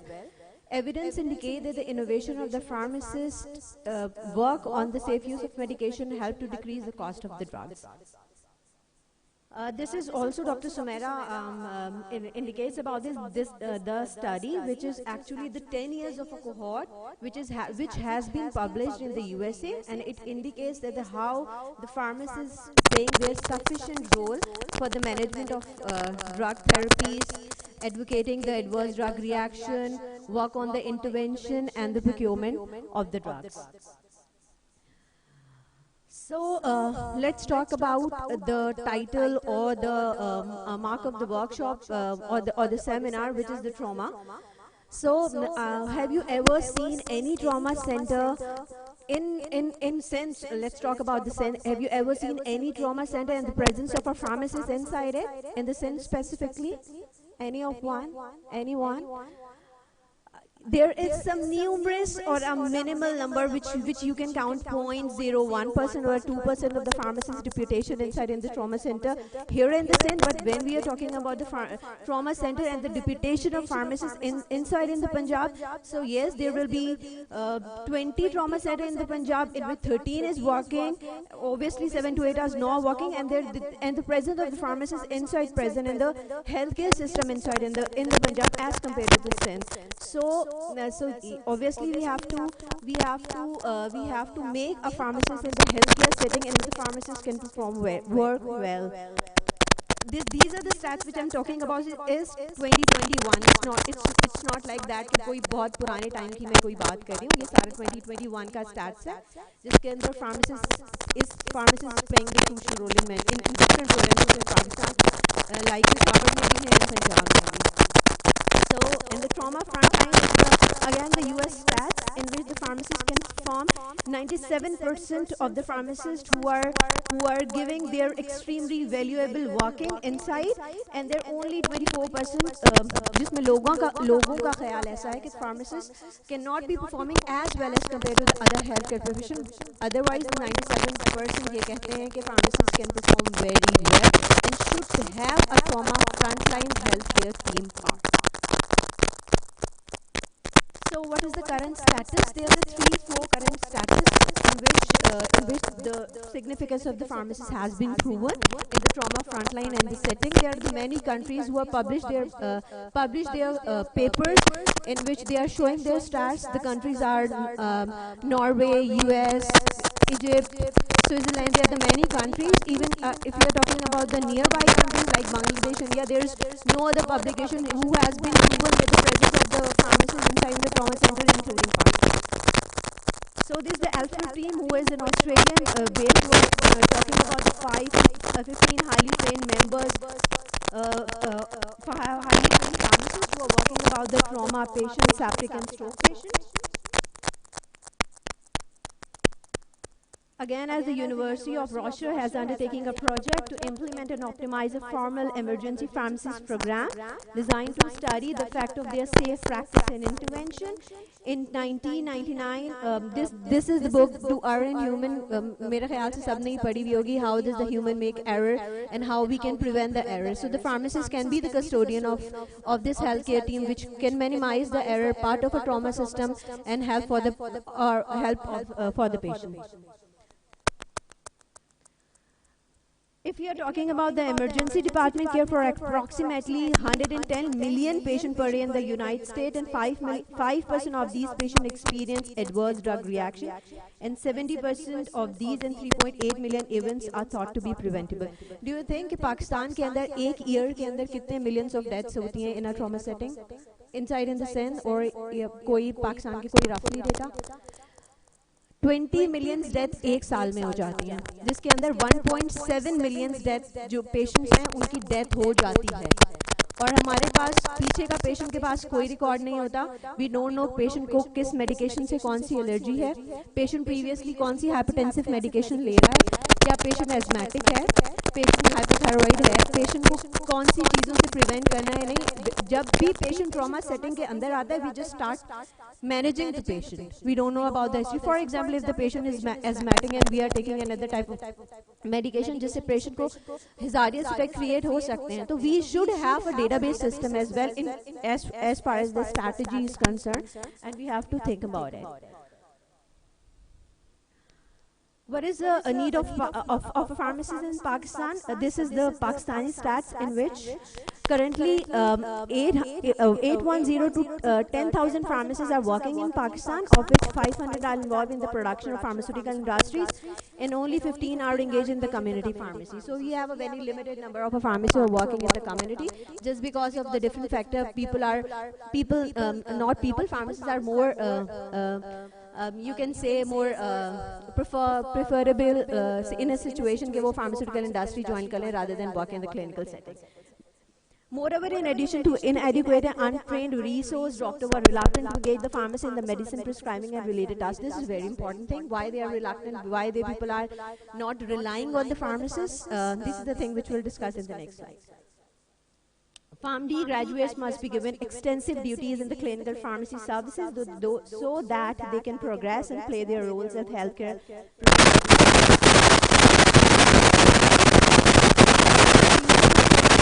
inside in the trauma center, assess the status of patient healthcare problem, evaluate the effectiveness and appropriateness, recognize untreated health problems, follow the patient progress, and consult the patient, physician, and other healthcare provider in selecting the medication therapy, and advise about best medication and emergency treatment, and educate the patient. Actually, these are the things when the pharmacist should have the trauma setting course. They should have a experience in specializing in the trauma setting. जब उसके पास degree course कोई certified course होगा, वो किसी particular hours के अंदर trauma setting के अंदर काम करेगा, and they have the very huge knowledge in which they can transform the knowledge inside in the trauma frontline and patient. तो ही वो ये सारे चीज़ों को perform कर सकता है. तो what the strategy should we have to make? We should have to make a specialized design course in which the pharmacist can utilize some specified hours in that course, so these functions can effectively be performed by any pharmacist who can perform well in the frontline team. What are the evidence to support task? Medication error हमारे यहाँ बहुत ज़्यादा होते हैं जो कि report नहीं होते. पाकिस्तानी स्टैट्स की बात करूँ अगर, जो रिपोर्ट्स हो कुछ एविडेंसेस, कुछ ऐसे ट्रॉमास होते हैं जो आप डिफरेंट अपने सोशल मीडिया पे देखते हैं कि ऐसा हो गया और उसको कभी रिपोर्ट किया जाता है, नहीं किया जाता. उसके अंदर अगर आप if you been focused in the deep down, then you can think कि either there is any pharmacist inside in that hospital, the only there is some specific, यानी health team के अंदर बहुत कम लोग होते हैं जो कि उस वक्त उस event का part होते हैं, and especially the pharmacist not being the part of that team. High risk environment on the emergency department, pharmacist actually system level solution. अगर आप pharmacist को depute करेंगे, pharmacist equipped होगा, तो जितने भी प्रिक्योरमेंट के टास्क हैं, इन्वेंट्री मैनेजमेंट के टास्क हैं, रिस्क मैनेजमेंट के टास्क हैं, आपके इंटरवेंशन के टास्क हैं, वो सारे यू कैन वर्क, आप उसके अंदर अच्छा परफॉर्म भी कर सकते हैं और इन चीज़ों को मिनिमाइज भी कर सकते हैं। Model for an emergency pharmacist programme, एक ऐसा मॉडल होना चाहिए जिसके अंदर फार्मासिस्ट डिप्यूटेड हो, जैसे नर्सिंग का मैडम ने बताया कि वो अपने डिफरेंट सर्टिफिकेशन प्रोग्राम्स बना रहे हैं, ऐसे हमारा भी एक मॉडल होना चाहिए जिसमें pharmacist can utilise their services and resources. So what are the medication and error in the emergency department? Prevalence of preventable adverse event in emergency department is high. We have to control it. CDC is working on that. In any other study, 3.6 of the patients were prescribed inappropriate medication in trauma center. This is the Australian study which has been proven the role of pharmacists, how this role of the pharmacist should have been more important for utilization of any ADR program in the country. This is the recent study which also talk about the emergency treatment and the programs. These are some challenges and the recommendation which we should apply. Work on the error reduction, outmoded and counterproductive method which work on the instruction and conceptual program as well. Twofold approaches, active prevention of ADRs, inpatient and ambulatory clinical pharmacists.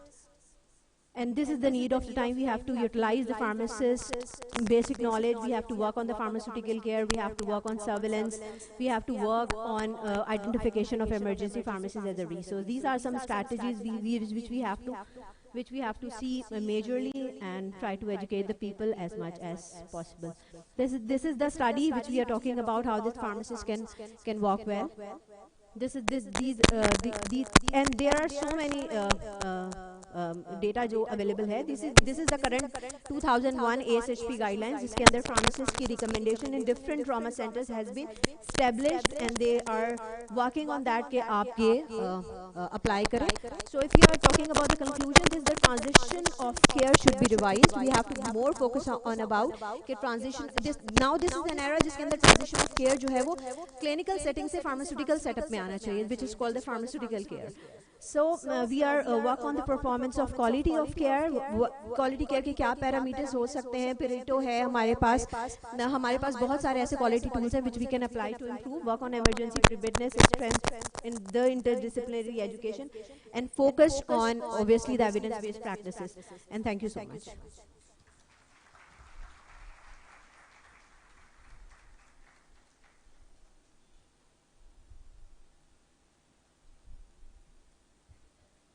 Thank you, Dr. Hina. We are privileged to have with us Dr. Subia Jamil, Associate Professor, Department of Pharmacology, Jinnah University for Women. Will foster our knowledge on the use of antimicrobials. Topic is antimicrobial use in patients with major trauma.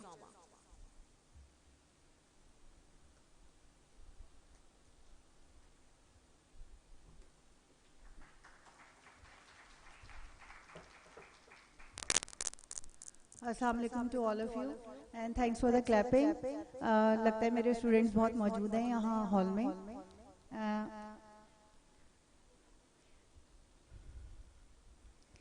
Before starting up my PowerPoint, I'm Subia Jamil and I'm simply PhD MPhil in pharmacology. कोई ख़ास मैंने काबिल ज़िक्र काम तो नहीं किया है, लेकिन स्टूडेंट्स ज़रूर ऐसे प्रिपेयर कर रहे हैं जो आप देख रहे हैं. आज लड़नाव यहाँ पे खड़ी हुई हैं और वो मॉडरेट कर रही हैं फर्स्ट पाक ट्रॉमाकॉन.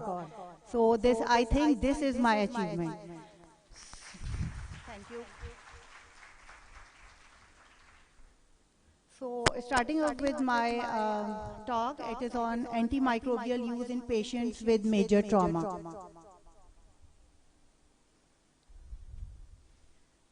So objective of this talk is simply understanding the trauma, its types and severity, understanding the impact of major trauma on infection risk, rational use of antimicrobials in major trauma patients, and strategies for antimicrobial stewardship in major trauma.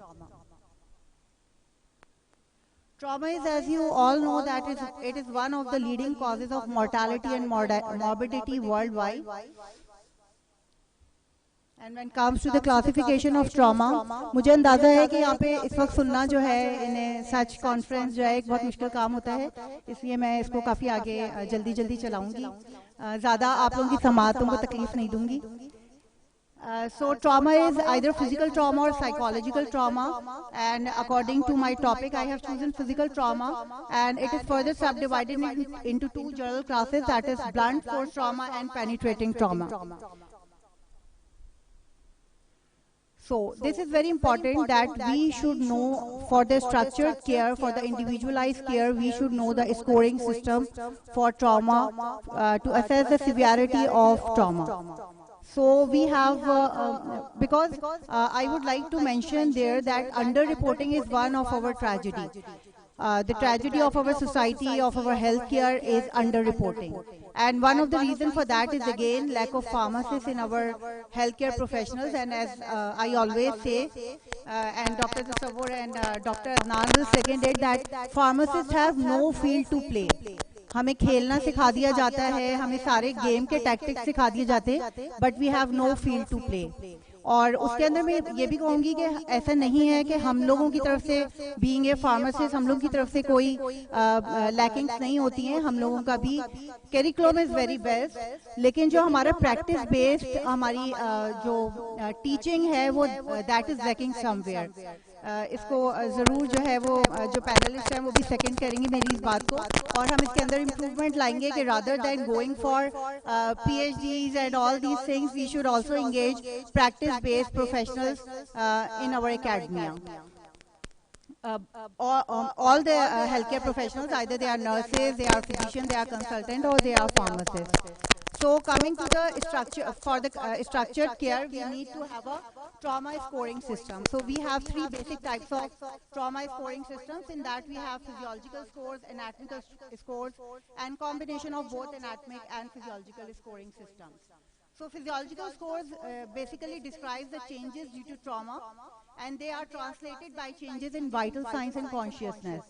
Whereas anatomical scores describe all the injuries recorded by clinical examination, imaging, surgery or autopsy, used after the diagnosis is complete and generally after patient discharge or post-mortem also. They are used to stratify trauma patient and to measure lesion severity. Whereas combination of anatomic and physiological scoring system are mixed score, and they are very useful for patient prognosis. These are some of the existing international scoring systems. In that we have physiological scoring system. In that we have revised trauma score, GCS, जो कि हमारे यहाँ बहुत ज़्यादा इस्तेमाल होता है. Apache scoring, जिसके अंदर Apache 1, 2, 3 और अब तो modified form जो है Apache 4 भी जो है हमें literature के अंदर जो है वो मौजूद है. Other anatomical scoring system we have AIS, ISS, that is injury severity score, new injury severity score, organ injury scale, anatomic profile, and international classification of disease. Finally, for the combination of anatomic and physiological scoring system, we have trauma and injury severity scores and a severity characterization of trauma. So naturally for reporting of trauma, we need to score the patient on one of these international scoring system in order to authenticate our finding. हम जब तक score नहीं करेंगे patient को, हम कैसे claim कर सकते हैं कि जो हम मेडिकेशन दे रहे हैं वो कौन सी मेजर ट्रॉमा की कौन सी सीवियरिटी के अंदर लाई करता था, और उसकी जो ट्रीटमेंट है इज आइदर रैशनल और irrational. So structured trauma care has proven to improve the patient outcome, and this is more relevant in low and middle income countries.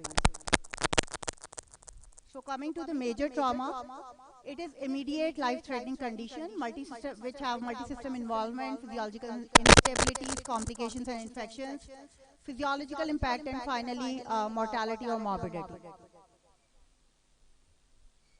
Impact of major trauma on infection risk. In that we have naturally the patient of trauma could have open wounds. They have compromised immune system. They have invasive procedure. They have to go on through invasive procedures.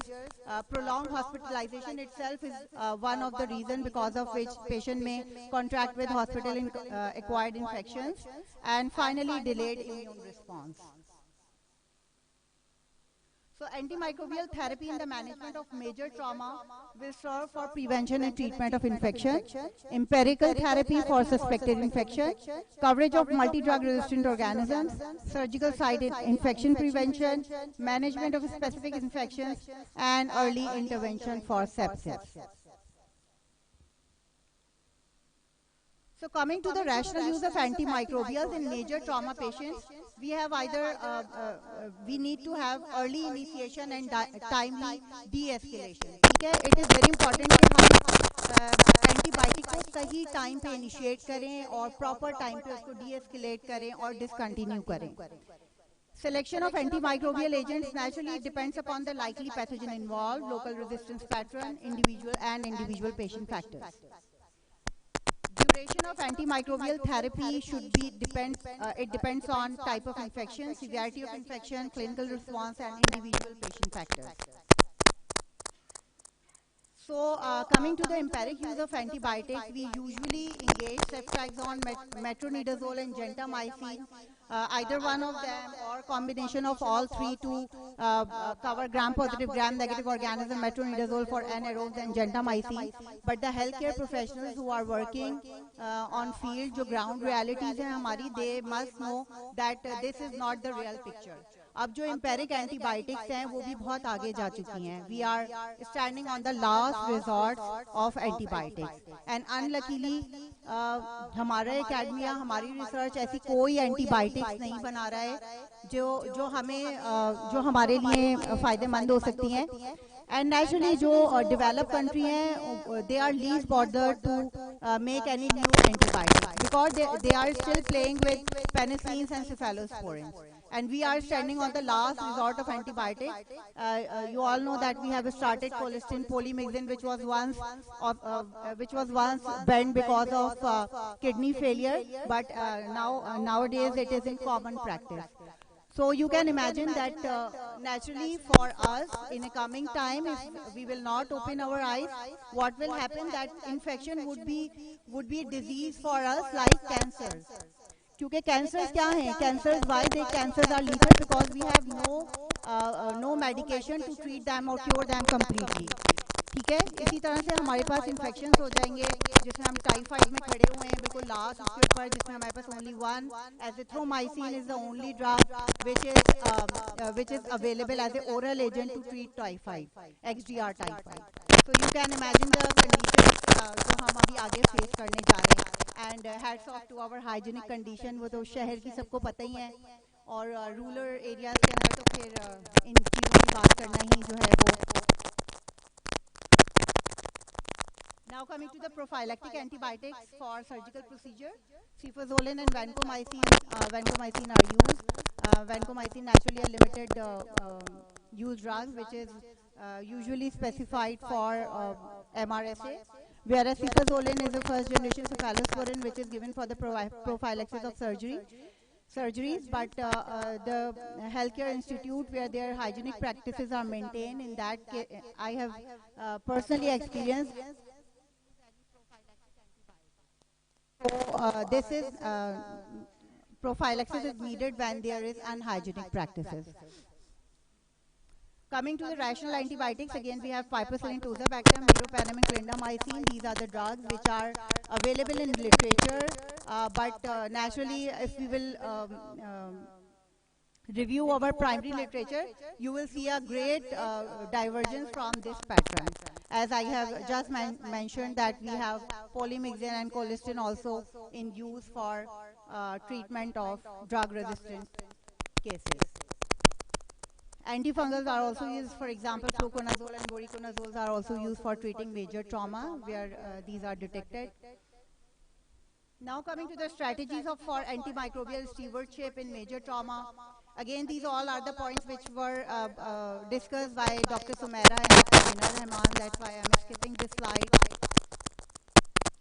Coming to, this is the last slide that is telling us about the infectious disease surveillance. The present situation is, although Pakistan has IDS, but the system is unreliable and inadequate and substandard. Future prospects are naturally to establish a proper and self-sustainable surveillance programs. We have some of the some of the, for example, the Medical Microbiology and Infectious Disease Society, Pakistan, MMI, DSP, National Institute of Health Pakistan, NIH, and PARN, which is Pakistan Antimicrobial Resistant Network, which is working for infectious disease surveillance. But naturally, much more need to be done in this prospect. Thank you.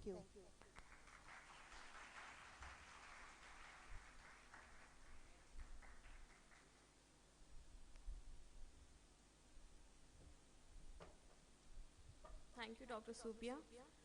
As we are moving towards the end of the session, we have paper presentations.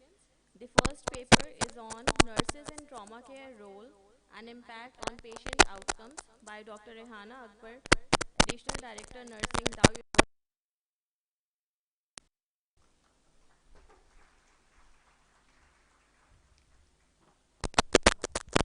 Thank you very much. First correction, I'm not a doctor. I'm a proud nurse.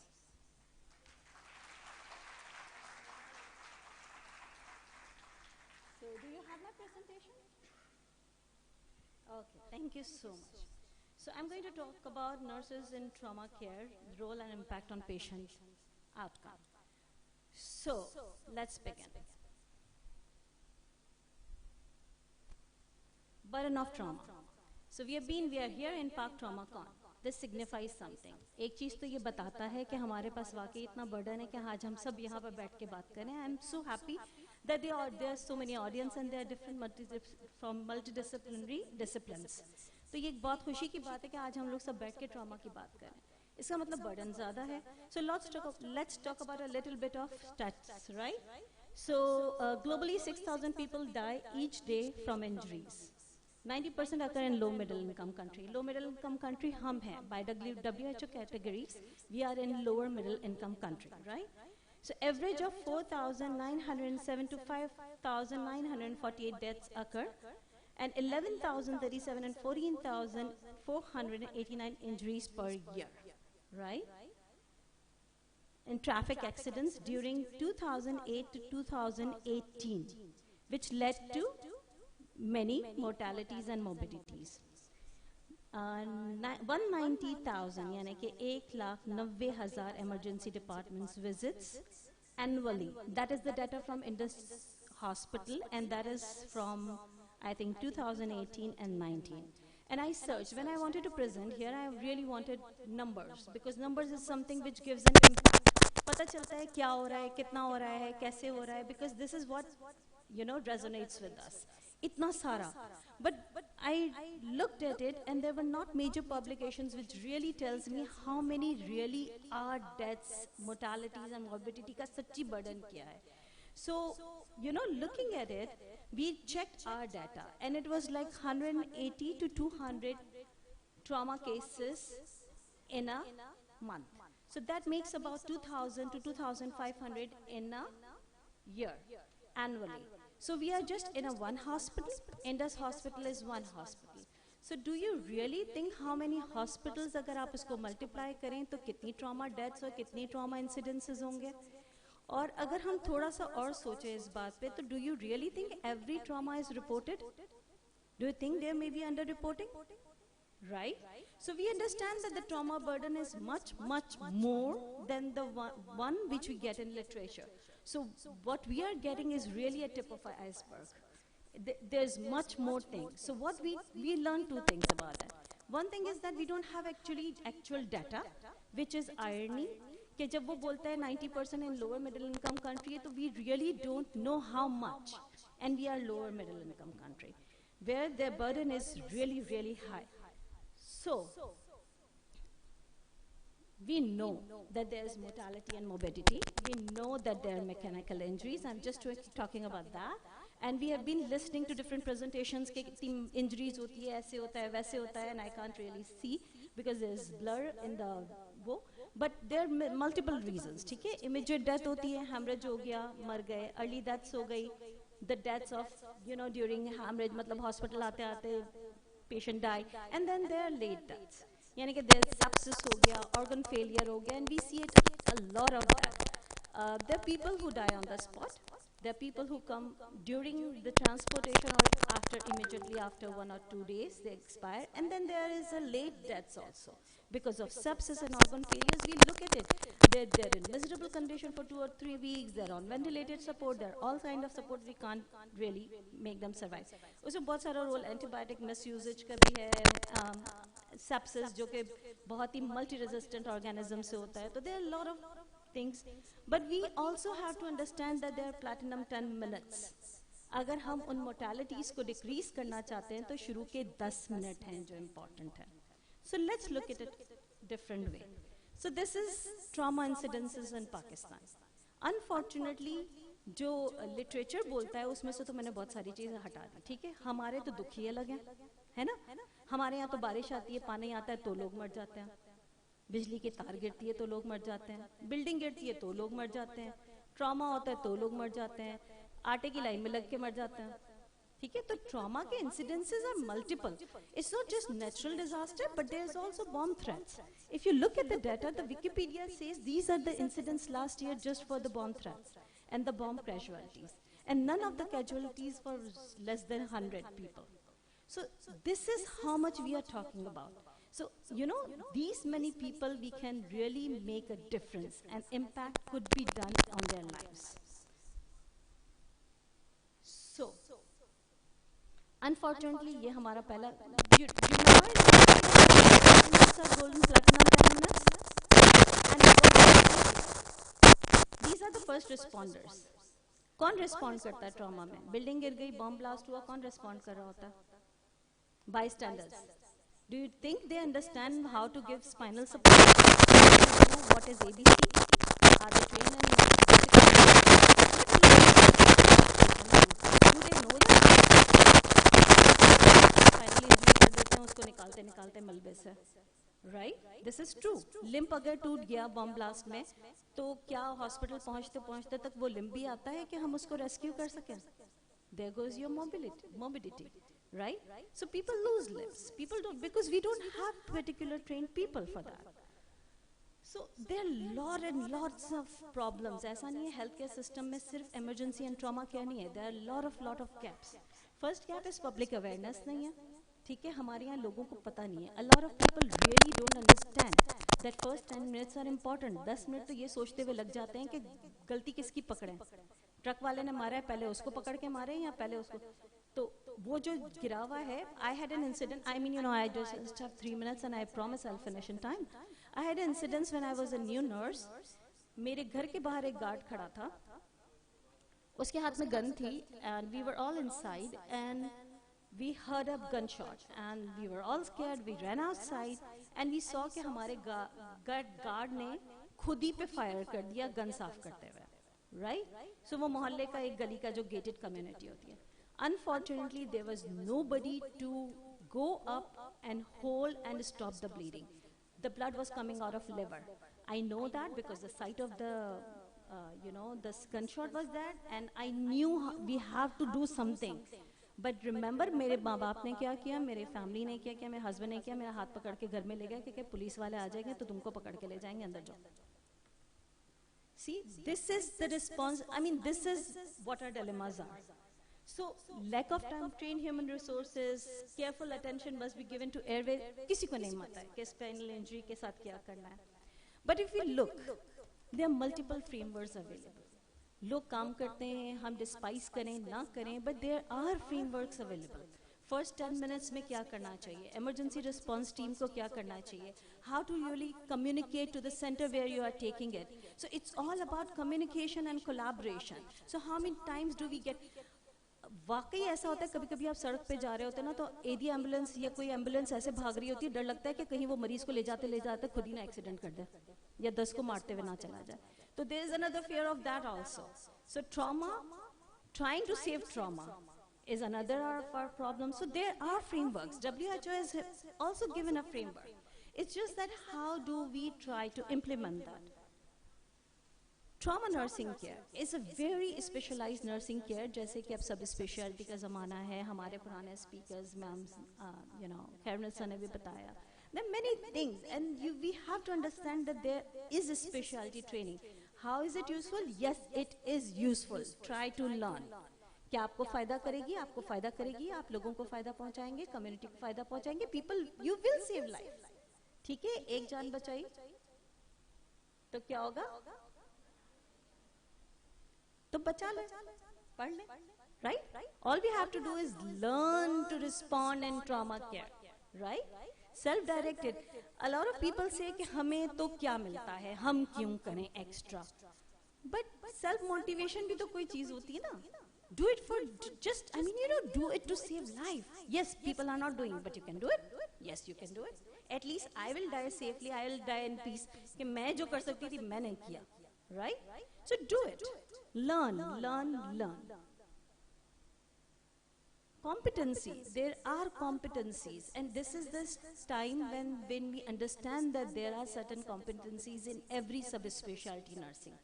आप nursing जैसे doctors की सब speciality हो गई है, पहले speciality थी, पहले सिर्फ पीडियाट्रिक्स था, पहले सिर्फ ऑर्थोपेडिक था, पहले सिर्फ जनरल सर्जरी थी, अब there are multiple sub specialities, right?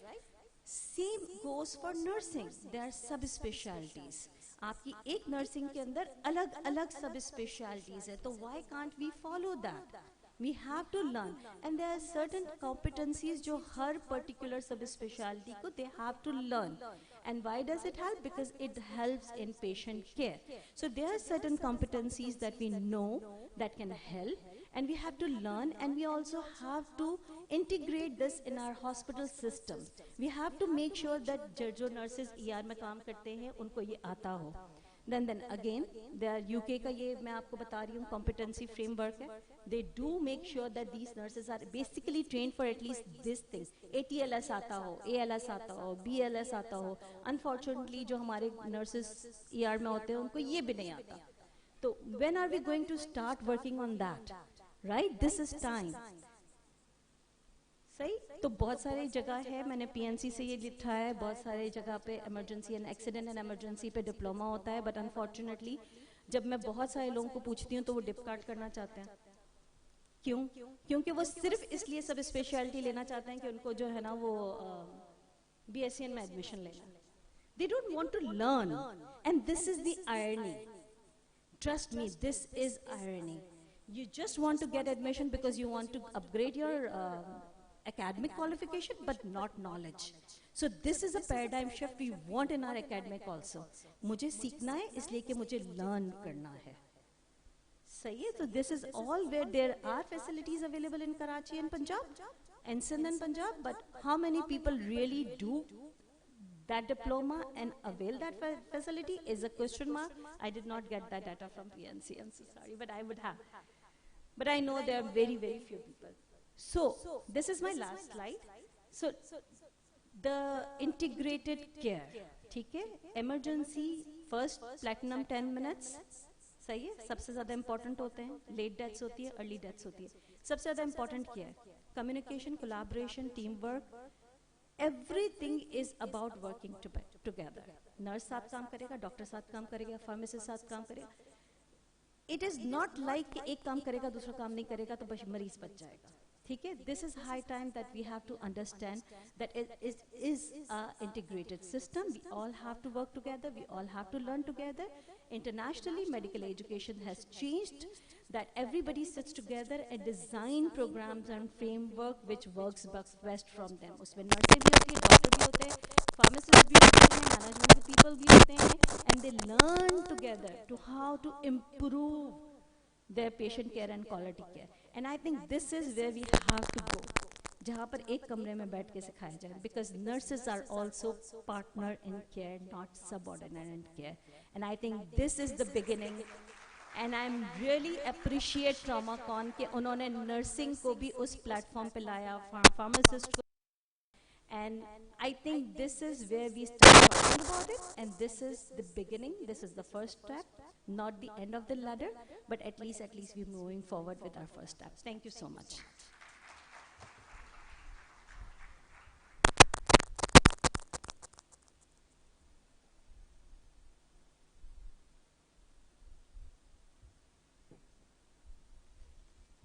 Thank you, Dr. Rehana. Lastly, we have another paper presentation on Dow Hospital Trauma Management, Nursing Experience and Challenges by Ms. Monia Zishan, Manager Critical Care, Dow University of Health Sciences.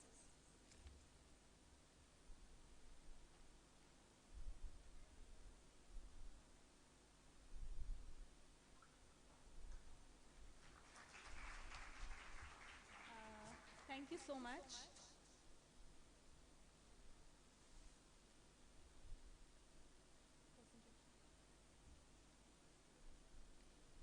Hello and Assalamu alaikum to everyone. My name is Monia Zishan and I'm currently working as a manager nursing at Dow University Hospital. The topic of my today's presentation is trauma management at Dow University Hospital, nursing experiences and challenges. Here I would like to take the opportunity to thank Traumacon first conference who is giving the opportunity to present as a nurse as well, that what are the contribution of the nurses as well in the trauma situation. So what is actually the trauma is? Trauma is an event in which the person is ending up their life either in the mortality or the morbidity. The risk of life-threatening situation is more in the trauma situation. So the injury which is sustained in the road traffic accident can be a life-threatening, especially if it is covered as a vital organ, the brain, lungs, or any affected arm. So the chances of mortality or morbidity gets high. So it is very crucial that whoever knows or encounter these type of casualties can take the patient immediately to the hospital vicinity. Here I would like to share few of the types which we are dealing at trauma in our hospital. So whenever a client who is coming to our triage area with the trauma, the person who is witnessing the casualty would loudly announce that there is a recess trauma in the emergency situation. So this will help other paramedics as well to वो सब भी जो है alert हो जाते हैं to give the primary attention to the patient. As in the previous slide we have said, the presenter have said that 10 minutes are the golden time period. So we have to save that time to provide the immediate care to the patient. So there are three types: the major, minor, and the admission criteria. If you can see that in the major criteria, वो सारी वो diseases हैं इसके अंदर या वो सारे traumas हैं जिसमें patient की जो life है वो बिल्कुल mortality की तरफ जाने की होती है, which is extremely life threatening, जिसके अंदर जो है वो car crash accidents हो सकते हैं, gunshot wound है, stab wound है, burn है, serious fall है and blunt trauma है.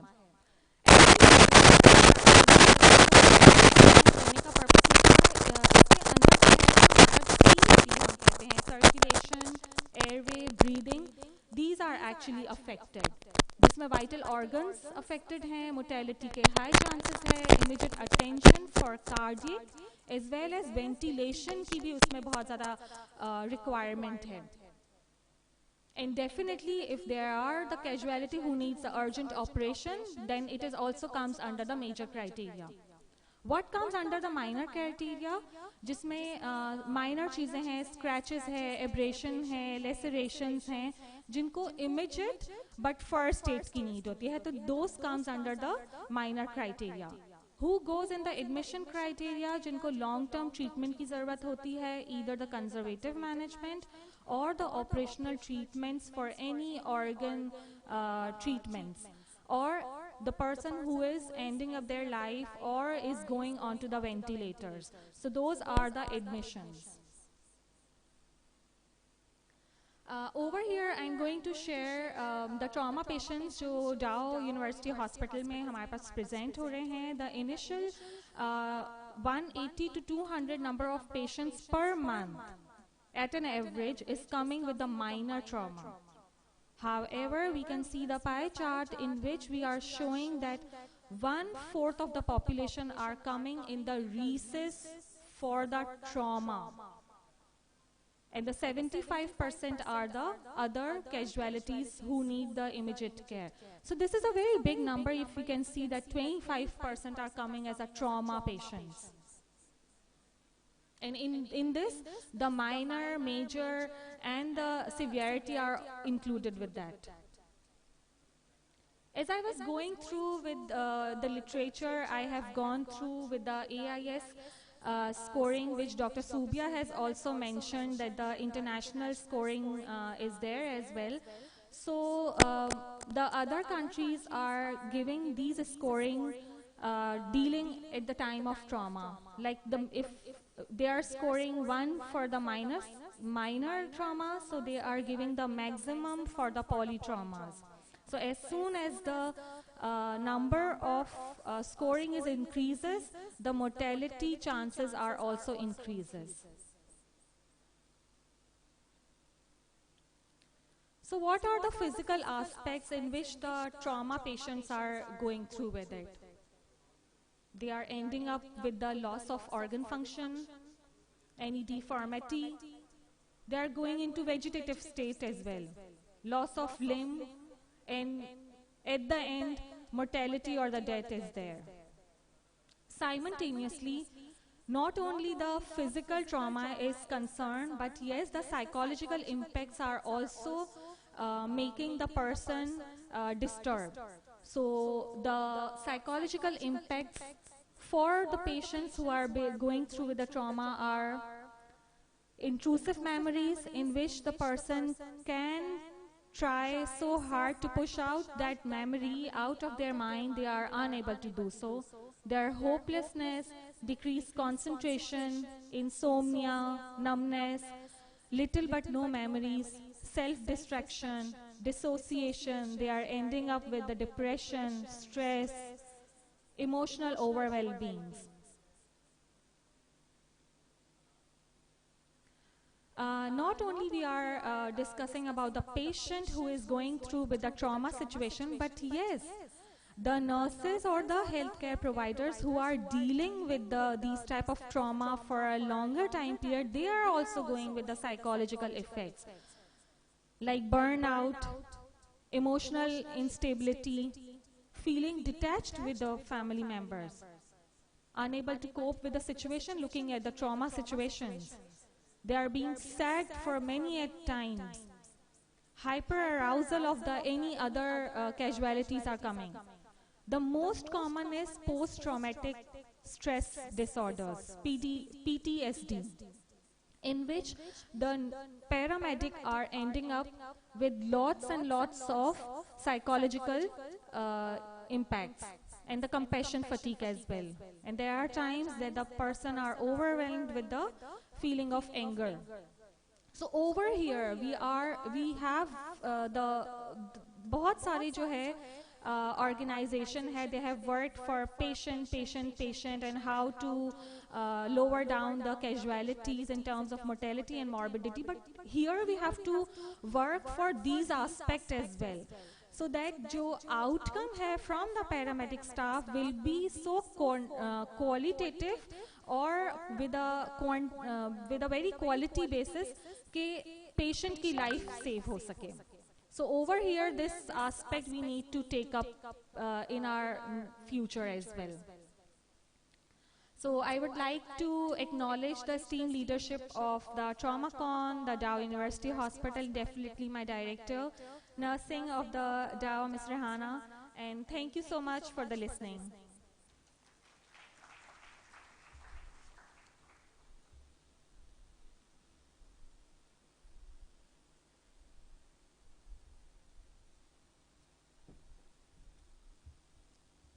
Thank you, Ms. Monia. Panelists, please discuss the importance of collaborative efforts for the designing of trauma care for future. Share your thoughts and future directions in management of traumatic patients.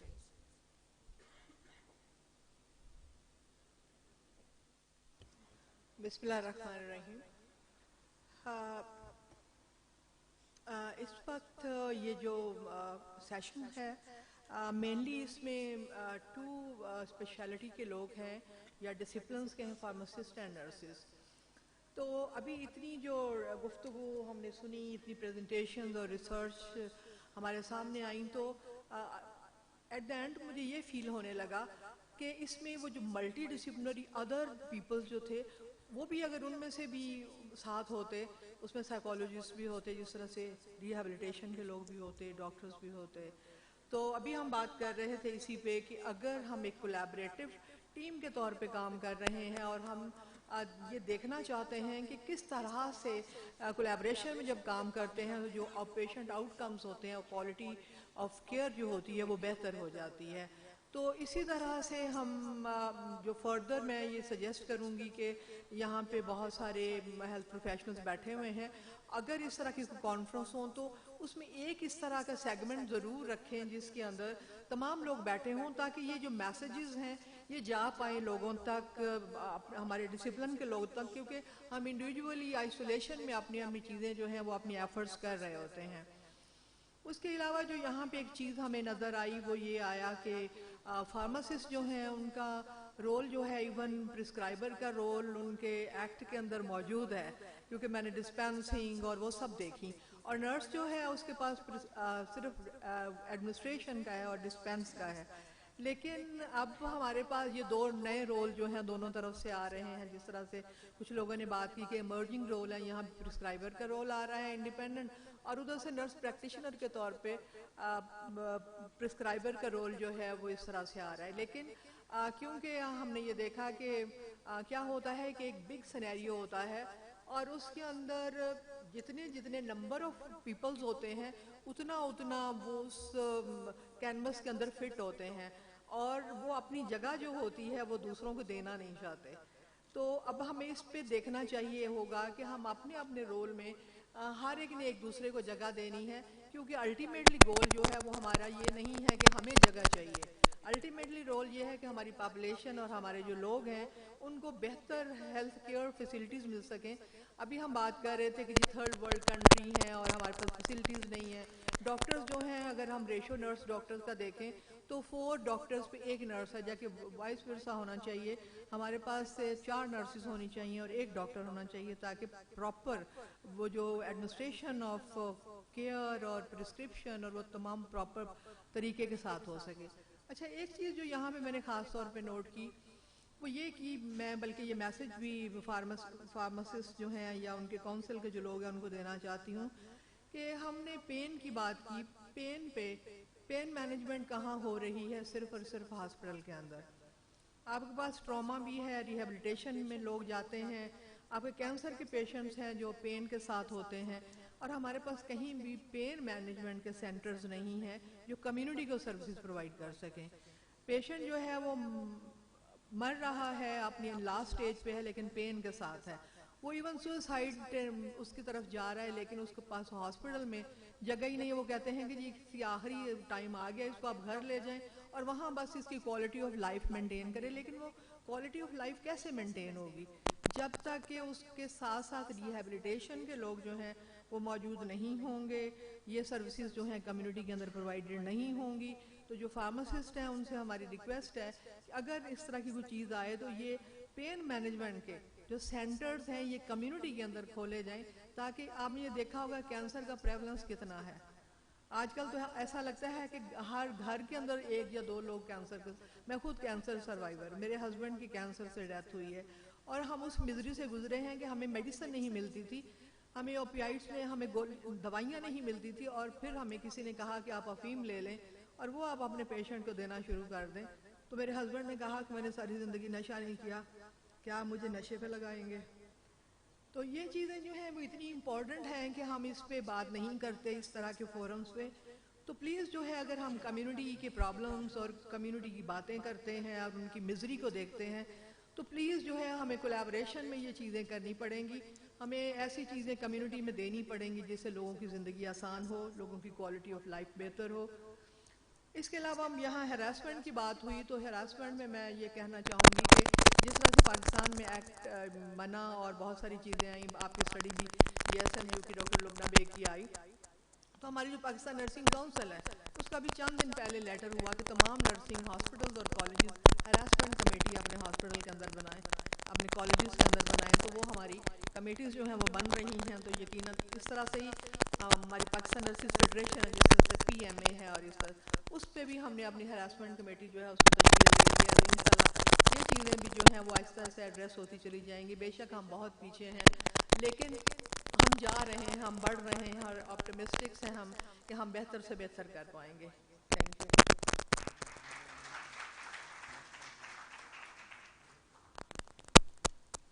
Bismillahirrahmanirrahim. First of all, I congratulate the whole team and that for successful session in the Pak Traumacon 2023. Definitely, it was a challenge, and the session in a Traumacon for the pharmacists and the nurses was not an easy task. Definitely, you all are congratulated, और एक बड़े ही अच्छे तरीके से आप लोगों ने जो इसका इफेक्टिव भी जो है वो इसको परफॉर्म भी किया.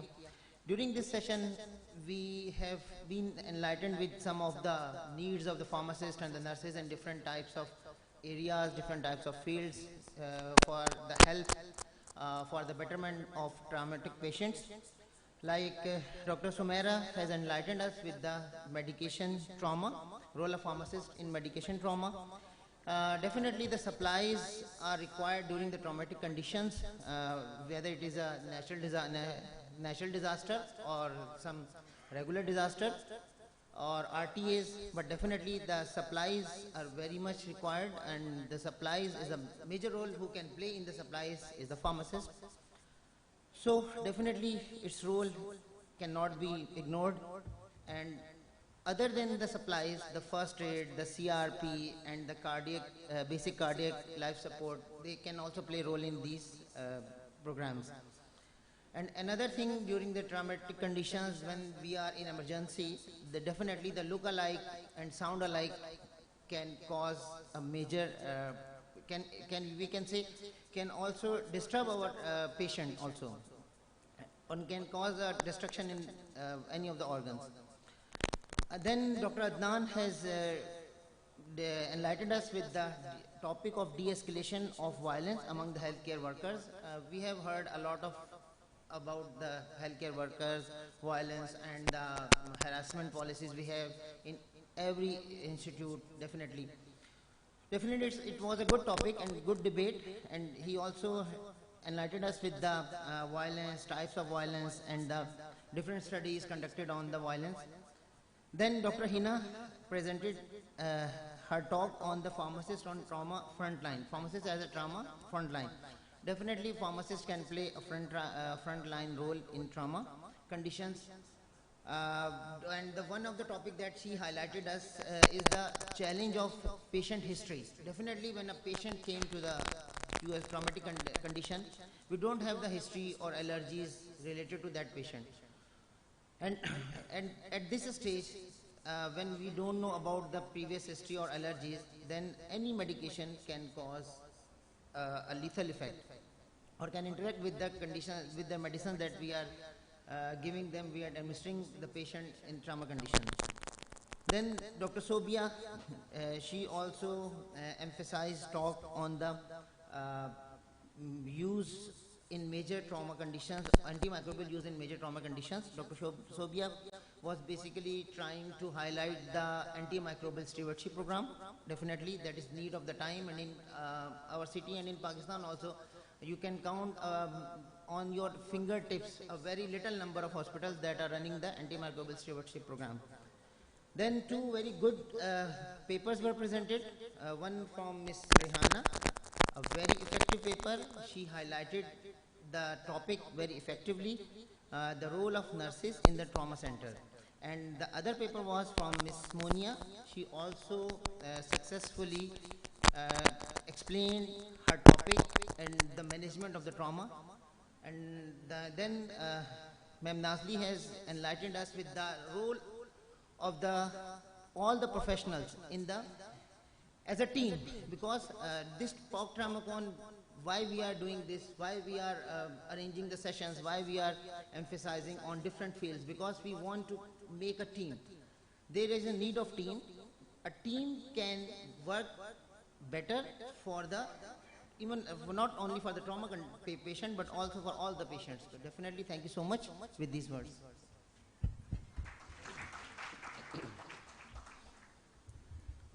अस्सलाम वालेकुम। सबसे पहले मुबारकबाद इतना अच्छा सेशन करने के लिए और इतना इंटरेक्टिव सेशन जिसमें फार्मासिस्ट भी मौजूद हैं और साथ साथ नर्सिंग भी मौजूद हैं। जहाँ तमाम ने बहुत सारी चीज़ें डिस्कस की, फार्मेसी के, फार्मासिस्ट के रोल के ऊपर, ट्रॉमा के ऊपर, साथ साथ blood bags, blood groups, blood banks, साथ साथ वायलेशन के ऊपर अदनान ने बात करी, फिर नर्सिंग के ऊपर बहुत सारे टॉपिक्स पे बात हुई, पेपर्स पढ़े गए। एक चीज़ मिसिंग थी यहाँ पे कि regulatory, when we are talking about के ट्रॉमा है कहीं पे भी है तो वहाँ पे मेडिसिन मौजूद है ना, चाहे मेडिसिन मौजूद है। अच्छा, एक और नई चीज़ के पहले मेडिसिन के साथ साथ अब आपकी जो मेडिकल डिवाइसेस हैं उनके ऊपर भी रेगुलेशंस आ चुकी हैं।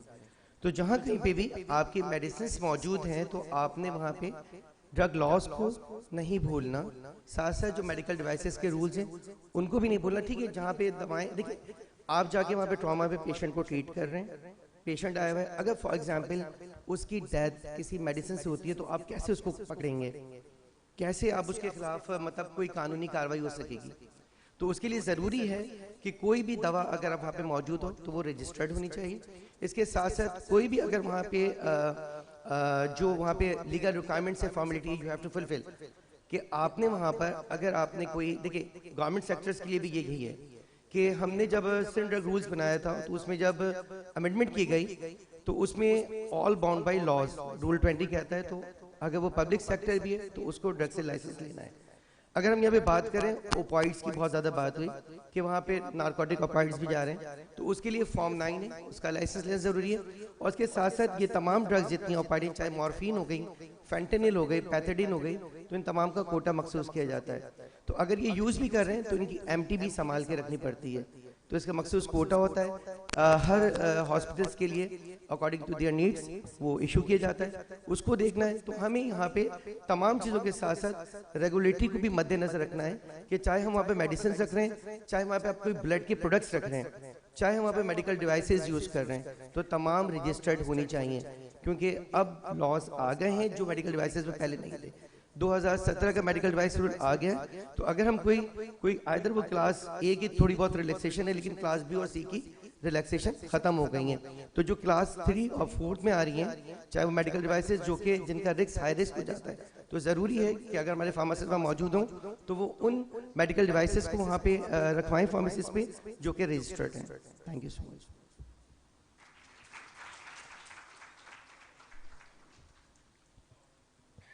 बिस्मिल्लाहिर्रहमानिर्रहीम। रिस्पेक्टेबल सर साबिर मेमन ने भी हमें ज्वाइन किया है, एग्जीक्यूटिव डायरेक्टर ने। तो फर्स्ट सर हम आपको कॉन्ग्रेचुलेट करते हैं, इतनी अच्छी कॉन्फ्रेंस जो है वो यहाँ पर इनिशिएट हुआ उसका, और जिसके अंदर शायद ये फर्स्ट इनिशिएट है कि यहाँ पर मल्टी डिसिप्लिनरी टास्क फोर्स मौजूद है, जिसमें डॉक्टर्स भी हैं, नर्सेज भी हैं, फार्मासिस्ट भी हैं। तो जितने भी पैनलिस्ट थे, हमारे स्पीकर्स थे, उन्होंने सबने बहुत अच्छी बात की। जो मेरा स्पेशल टॉपिक रहा, क्योंकि पॉलिसी मेकिंग में मैं बहुत अरसे से काम कर रही हूँ, डायरेक्टोरेट में, बोर्ड में और पाकिस्तान नर्सिंग काउंसिल में, तो जिसका नाम अब Pakistan nursing and midwifery council है। तो हम वापस से वही बात करेंगे कि हमारे रेगुलेशन जो है वो बनने चाहिए, हमें एम्पावर करने की ज़रूरत है एक दूसरे को।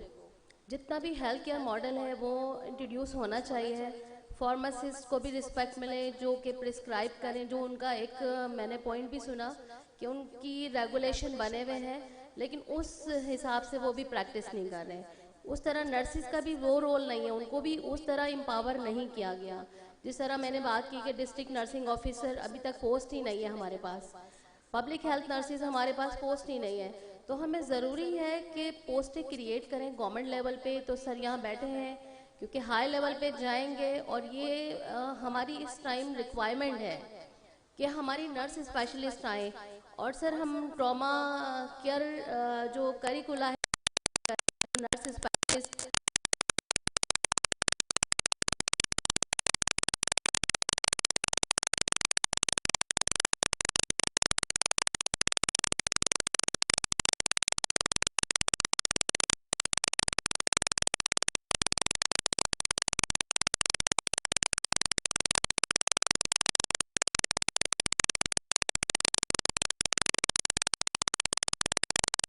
प्राइमरी हेल्थ केयर से सेकेंडरी में आने में और सेकेंडरी से टर्शरी केयर तक हम कितनी कॉम्प्लिकेशन से बचा सकते हैं अपने लोगों को, वो लाइफ जो हम कॉम्प्लिकेशन से बचाएंगे वही हमारी सेफ नेशन होगी। तो हमें नर्सिस को एम्पावर करने की ज़रूरत है, उनका रोल एनेस्थीसिया में आ जाए, उनका डायबिटीज़ में आ जाए, हाइपरटेंशन में आ जाए, तो प्रिवेंशन बेटर देन क्योर, तो हम बहुत सारी कॉम्प्लिकेशन से प्रिवेंट कर लेंगे। तो मेरा रिक्वेस्ट भी यही है कि हाई प्लेटफॉर्म पे नर्सिस जो हैं उनको उस प्लेटफॉर्म पे लाया जाए जो कि अभी तक नहीं। तो ये इनिशिएट था यहाँ इस कॉन्फ्रेंस में। तो थैंक यू सर और कॉन्ग्रेचुलेट इतनी अच्छी कॉन्फ्रेंस करने का।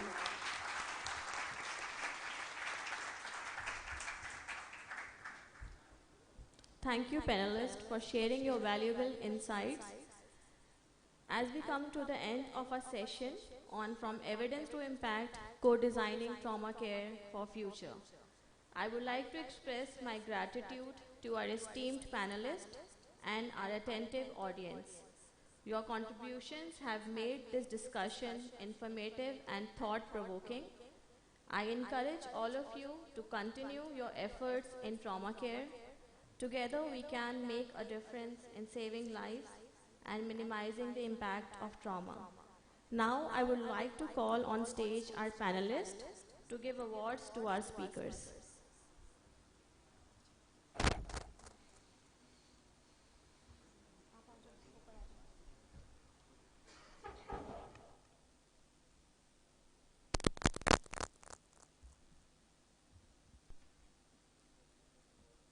We have for our first speaker, Ms. Khairunisa. Please give a round of applause.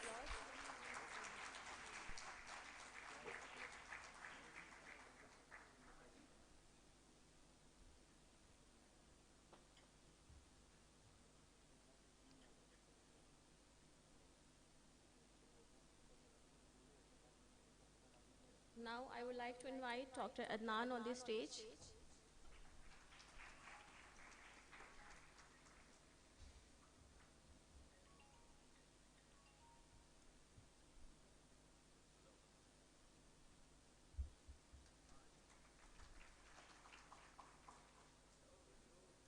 Thank you, Dr. Adnan. Now I would like to invite Dr. Subia Jamil to come on the stage.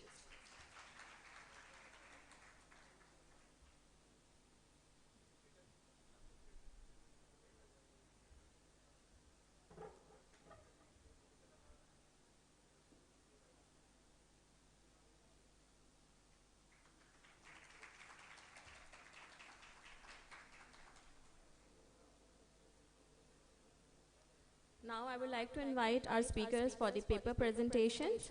Ms. Rehana Akbar, please come on the stage.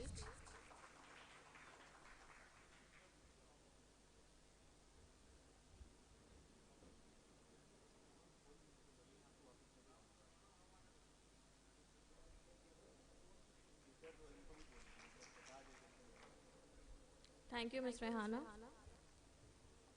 Now I would like to invite Ms. Monia Zishan to please come on the stage.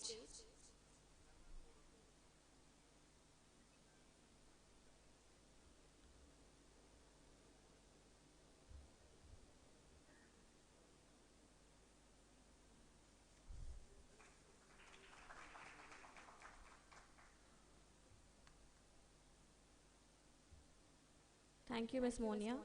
Now I would like to invite our honorable guest, Dr. Mohammad Sabir Mehman, Executive Director, Shaheed Mohtarma Benzri Bhutto Institute of Trauma, and Dr. Shahid Noor, Chairman Scientific Committee, Pak Traumacon, to please come on the stage and give the memento of gratitude from the Pak Traumacon Organizing Committee to our panelists.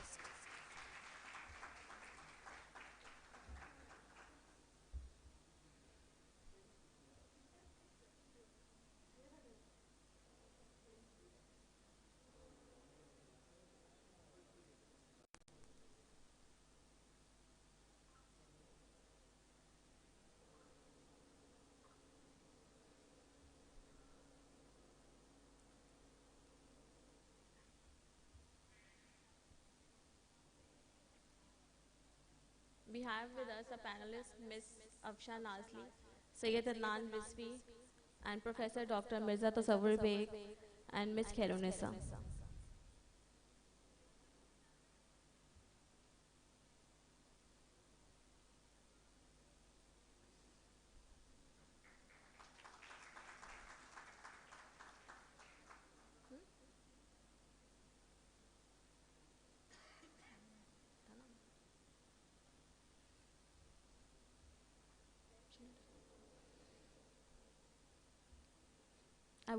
I would like to invite Ms. Sana to join us on the stage.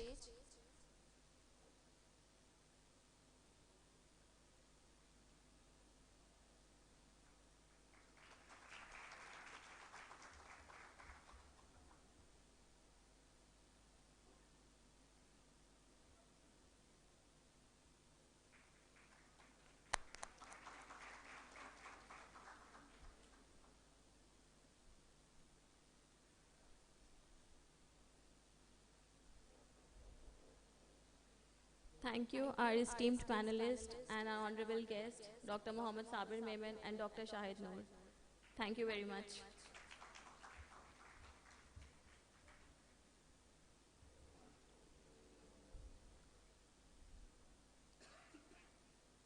I again thank all of you and have a wonderful day. Thank you.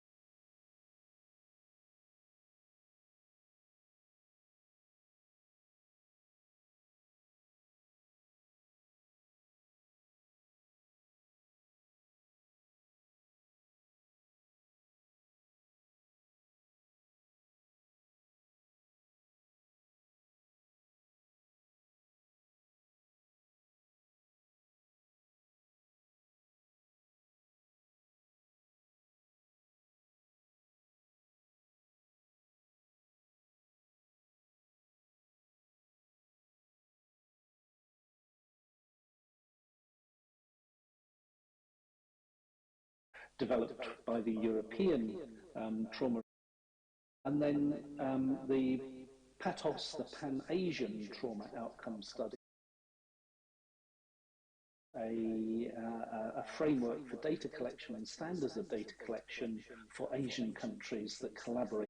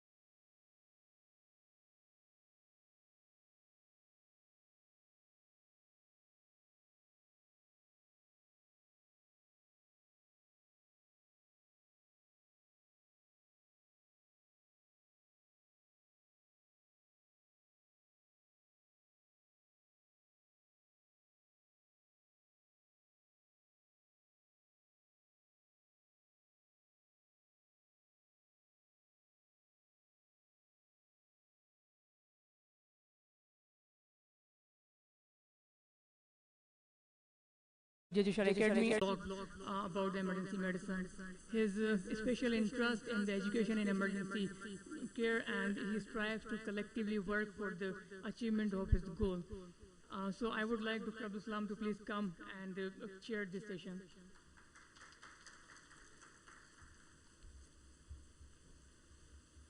So now I'm going to call our first speaker of the session. He is Dr. Azhar Sheikh. He is basically trained in emergency medicine in UK, and he got his membership and the fellowship from the Royal College of London, UK, and worked for NHS for 15 years. Later he moved to Qatar, remained there, and now he's here in Pakistan with the aim to improving the emergency healthcare system in Pakistan. And currently he is associated with us at Shaheed Mohtarma Benazir Bhutto Institute as a senior consultant and the head of department. Sir, please come on the stage.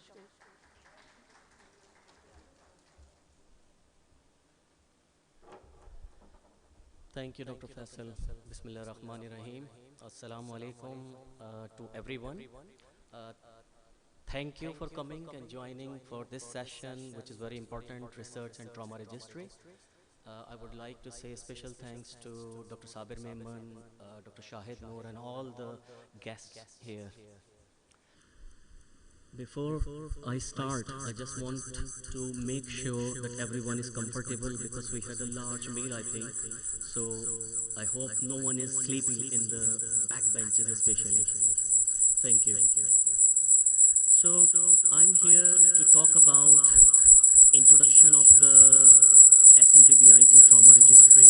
I will touch a little bit about the research, what we are doing as a Department of Research in the SMBBIT.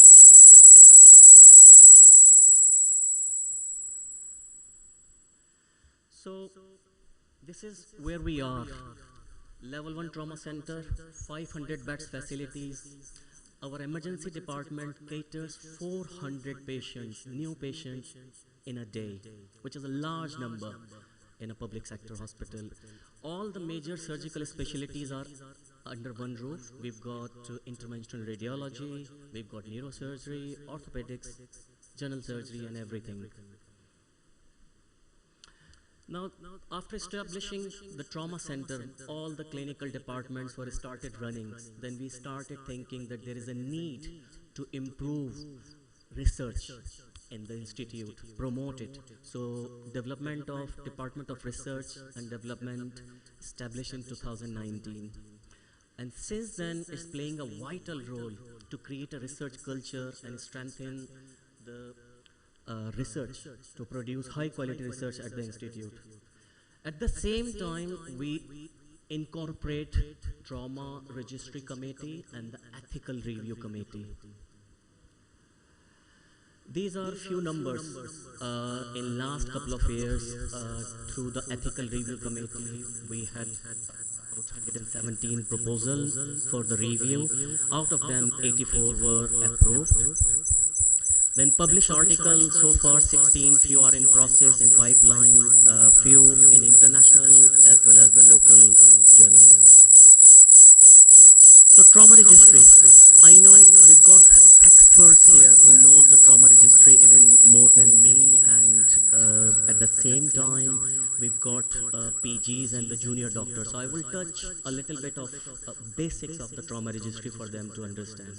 So what is trauma registry? It's an information system of the most seriously injured or the polytrauma patient and the treatment they have been received. So it's a collection of the data, it's storage of the data, and the reporting of the trauma patient data. Now what is the purpose for the trauma registry? It's enhancing pre-hospital care, ensuring appropriate medical intervention being done, rapid transfer to the best local facilities, adopting ATLS principles, integrating trauma services between hospitals, injury and system of the care. Now, effectiveness. For any trauma registry to be effective, there are certain things required like adequate funding, reasonable and dependable software, a well-defined patient population, adequately trained personnel, a process for data collection, reporting validation, and process for ensuring privacy. For the data input, we have to put demographic details. Other than that, there needs to be injury mechanism, vital signs, labs, radiological testing, initial and definitive treatment procedures, utilization of the hospital resources, and the patient outcome.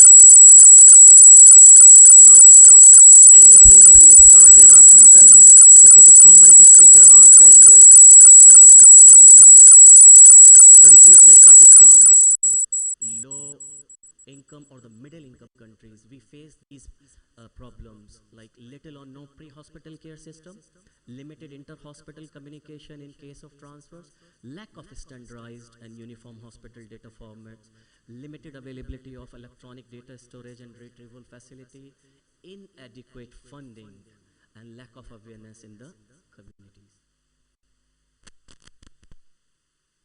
The question is, do we need trauma registry as where we are in Shahid Mohtarma Benazir Bhutto Institute of Trauma?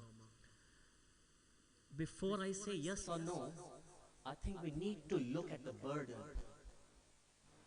So the global burden, trauma-related injuries continue to remain a major cause of morbidity and mortality worldwide. Approximately 1.3 million people die each year. Result of 93% of the world's fatalities on the road occur in low and middle income countries.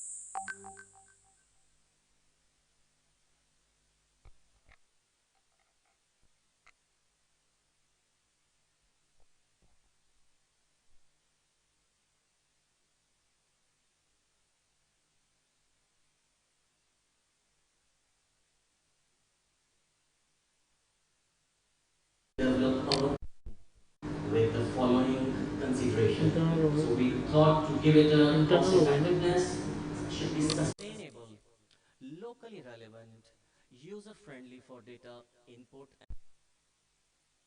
and to the province and the nation. In 2022, we managed to develop our own trauma registry, Trauma Registry Committee, and IT team. As you can see, the logo is being registered as Pakistan Trauma Registry. Now, this is the published article related to our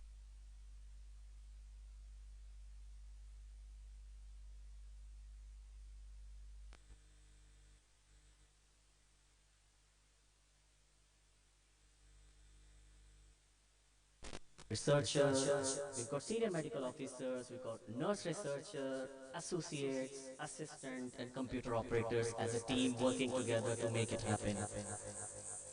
Now, the data collection we're doing here from medical files, and we've got our electronic system HNIS, okay, which retrieve the data from trauma center as well as civil hospital.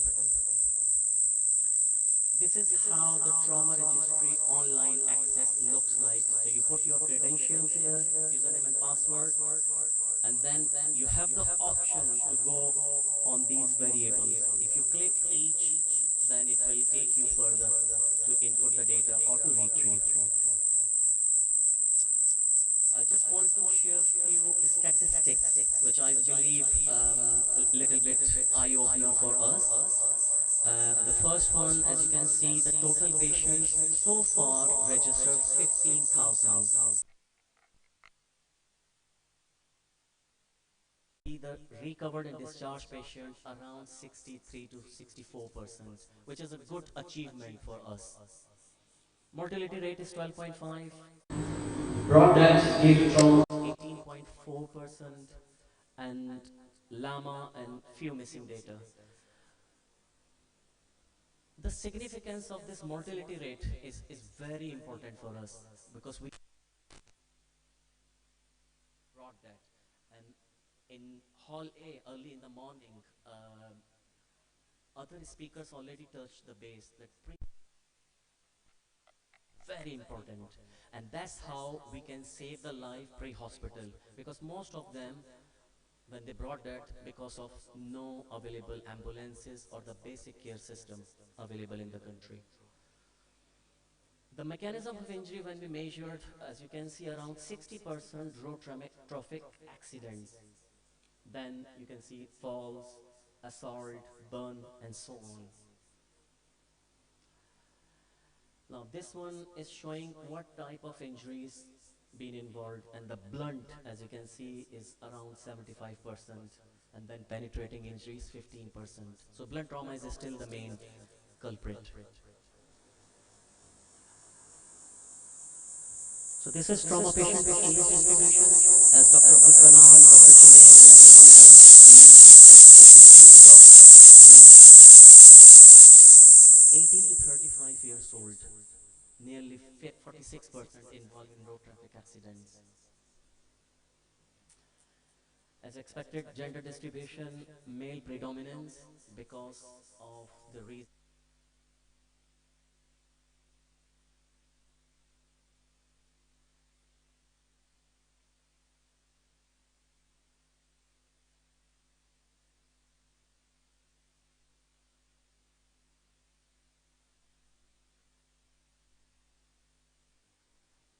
Vehicles involved, motorcyclist, as you can see, going up to 63%, and next to it is pedestrian, and then few numbers of bicycles and unknown data as well that we don't know how they got the injuries. And thank you very much. Really appreciate for your time. Thank you.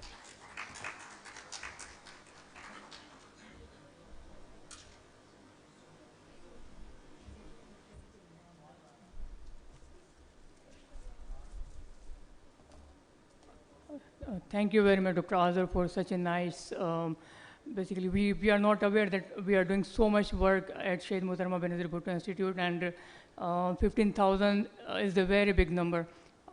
We have not seen even in the sectors across Pakistan anywhere else. Apart from the JPMC, it's old, but we are new in 8 years. We have done, alhamdulillah, a lot of work. So our next speaker is basically, he is Dr. Tim Courts. Tim, can you hear me, please? All right. So Dr. Tim is basically trained in emergency medicine in Leeds and London, and he is completing an MD thesis in 1996 on artificial intelligence methods to incorporate the pattern of change in physiology in a predictive model of outcome following injury. He trained in the pre-hospital care with the London Helicopter Emergency Medical Services from 1996 to 1996. And then he appointed there at the senior lecturer at Barts and the London. Dr. Tim have a special interest in the changes in coagulation following major trauma, artificial intelligence in healthcare, and the big data application and non-invasive monitoring in the diagnosis of sepsis in emergency care. Dr. Tim, you have a very big profile. I will not be able to tell everything because we are short of time and we are already late. So over to you.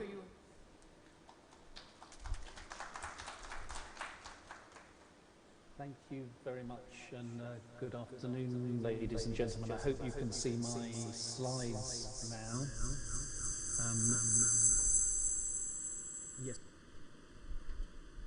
For the next 15 minutes or so about the experience from the UK of the trauma registry, the need for which Dr. Azhar was so eloquently describing to you.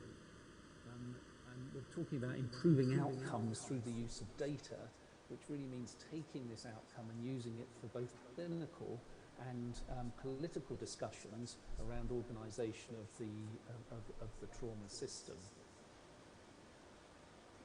I'm having difficulty moving on my slides. Please bear with me just for a minute. We are now there. So trauma registries are not new, started in the USA about 40 years ago. The UK one that I'm now chair of is about 30 years old.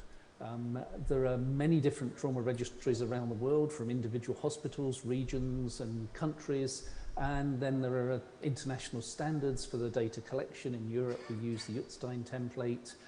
In Asia, the PATOS group has a standardized way of data collection, and more recently the World Health Organization has the International Registry for Trauma and Emergency Care, which again standardizes some of the data collection.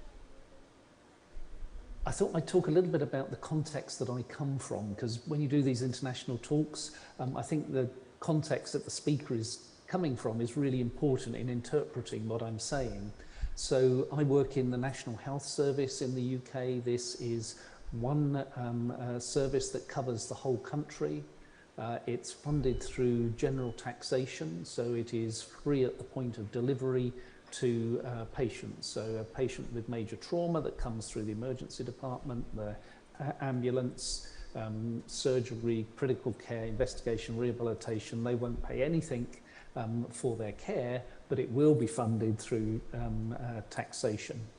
Now, this sort of national system means that there's quite a lot of government or political responsibility for the healthcare system, which has, you know, both benefits and disadvantages. So that's the sort of context that I'm coming from. The Trauma Audit and Research Network, which is the trauma registry for the NHS and the Republic of Ireland, is a mature 30-year-old organisation, but it didn't start like this. It started with a few enthusiastic individuals. These were emergency physicians, they were colleagues, they were working in the same area in different hospitals, but decided that there was variation in the way that trauma patients were treated between those different hospitals, and that they should collect a little bit of data and start looking at the data to look at the sort of factors that Azza was presenting to you just now, what the types of patients were and how they flowed through the healthcare system. So this was seen as useful. It became a regional system, and then in one region in the UK, with all of the clinicians meeting together a couple of times a year to discuss the way patients were flowing between hospitals, particularly to specialist care. Then they found there was a demand from other hospitals around the country to say, oh, we would like to join in, we'd like to look at our patient management as well. So this gradually became a much larger system with about half of the hospitals in the UK. Then in the mid-2000s, the output from the trauma registry was integrated into the government system for inspecting hospitals. So as the government comes around to look at whether the hospitals are performing well, the trauma performance data was one of the things that they wanted to look at. Well, of course, that meant that just about every hospital in the NHS wanted to put data into the trauma registry because they wanted to be able to demonstrate their performance during these inspections. You can see more on our website. The web address is there. If you want more information about TARM, look at the website and please get in touch with us. So I wanted to talk about two uses of registry data, one around the process of care and the other around the quality of care. So to tell a story from the UK, before 2010, the trauma system for the UK was that the ambulances had to take the patient to the nearest hospital. Hospitals have varying facilities, so that meant there was a lot of inter-hospital transfers and delays in getting to specialist care. Over the 20 years before 2010, there were multiple reports to government based on registry data, from the College of Surgeons, from the Audit Commission, from the National Audit Office, and all of these reports were advising centralising trauma care to form major trauma centres and trauma systems. This took a little while to, and it was a campaign over about 20 years, but finally, in 2012, we had a regionalisation of trauma care throughout the country. with pre-hospital triage criteria so that the ambulance service would take patients direct to designated major trauma centres which had 24-hour care from all of the specialists required to treat major trauma. And the trauma registry was used to evaluate the results of this change. And when we looked at the effect on outcomes of the change in trauma care was the blue box in the middle. This is the odds ratios of survival. They were pretty flat from 2000 to 2010 to 2012 when the change took place. But after that, survival started to improve, and it has continued to gradually improve with this new system.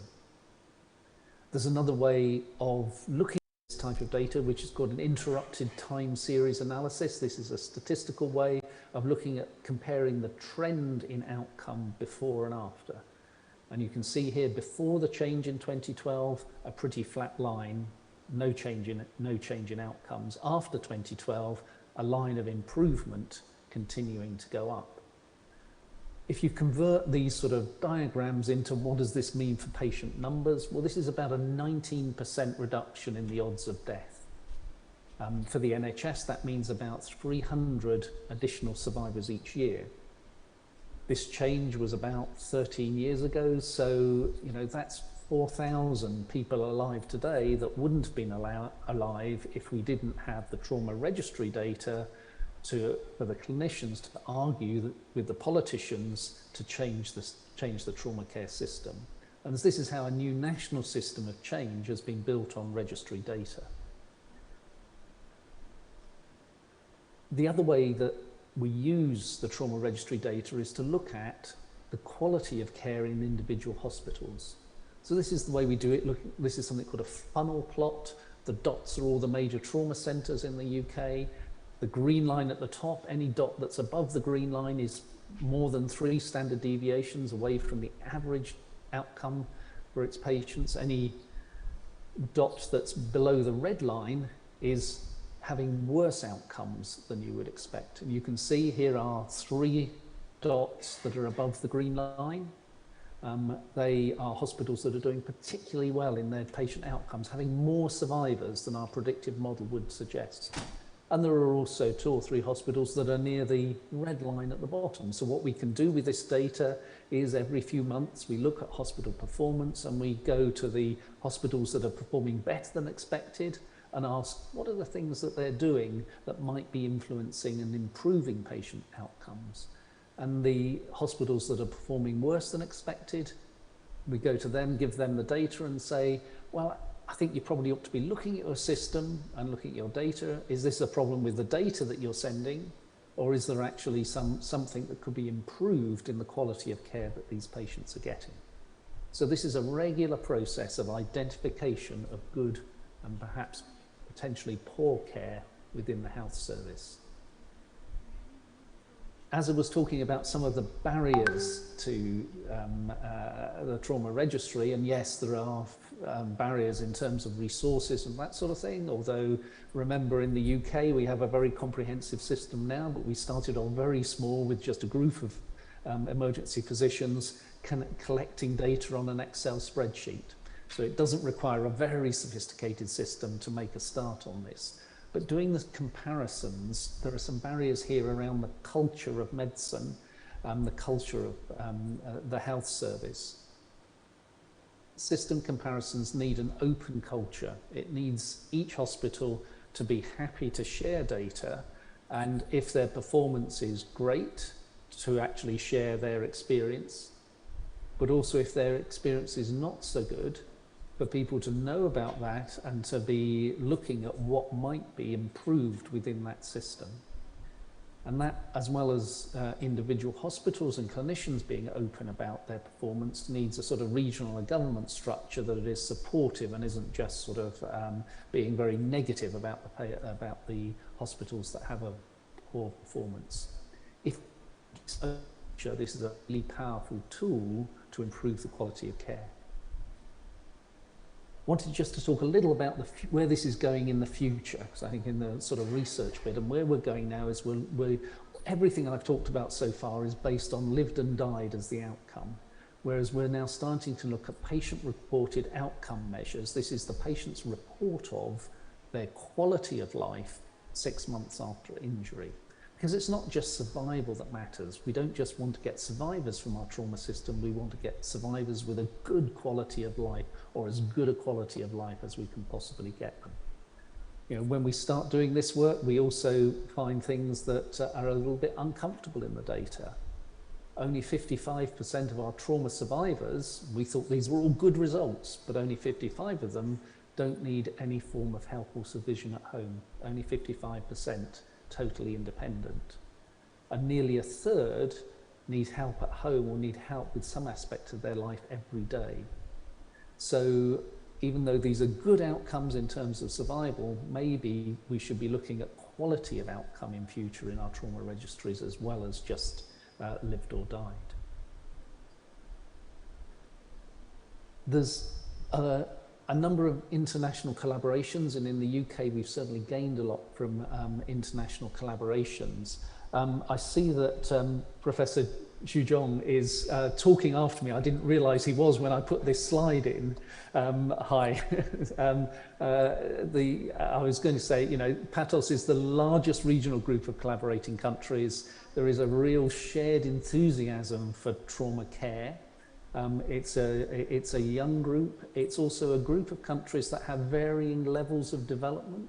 So even if there are difficulties within your trauma system, you don't have to have a perfect system to be starting a trauma registry. In fact, when you've got an imperfect system, that's probably the best time to be starting. But you know, they've got systems for data care analysis. In my interactions with them, a really supportive group. And if you're thinking about trauma registries, starting trauma registries, they're a great group for you to be interacting with. I promised that I didn't know that the team from PATOS were going to be here, and they haven't paid me to say any of that. That was in my slides anyway. So I hope that I've given you a quick tour of how we do things in the NHS in the UK, of how we started off in a very small way and just collecting some data to look at your own systems. You don't have to have an AI model and multiple data collectors and a very sophisticated system in order to improve care. It's better to start somewhere and start looking at and thinking about and improving your systems. I'm not sure whether there's time for questions now. If not, they're my contact details. Very happy to continue this conversation. Thank you very much indeed.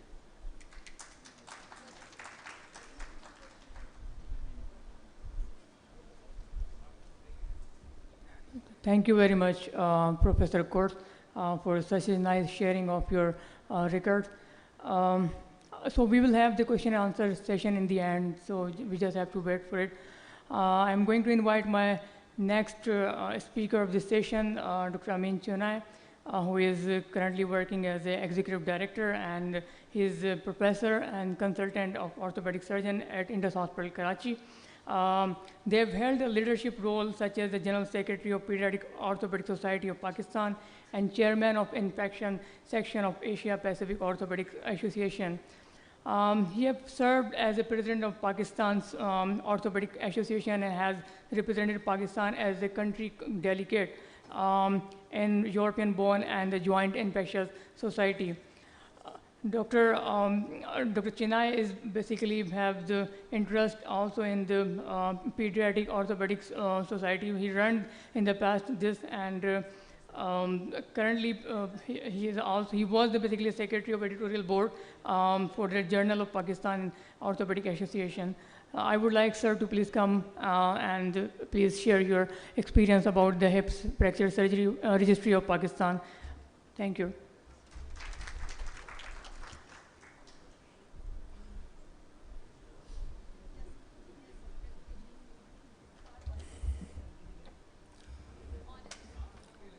Assalamu alaikum wa rahmatullahi wa barakatuh. A'udhu billahi minash shaitanir rajeem. Bismillahir rahmanir rahim. Rabbi shrah li sadri wa yassir li amri wahlul 'uqdatam min lisani yafqahu qawli. I am Mohammed Amin Chinoy from the Indus Hospital and Health Network, and I am going to talk about the hip fracture registry of Pakistan, empowering hospitals to improve hip fracture care in Pakistan.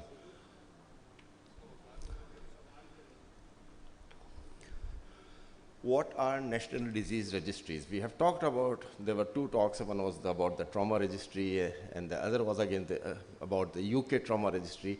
I would just want to take a few steps backwards and talk about what are national disease registries and what do they do and why are they important.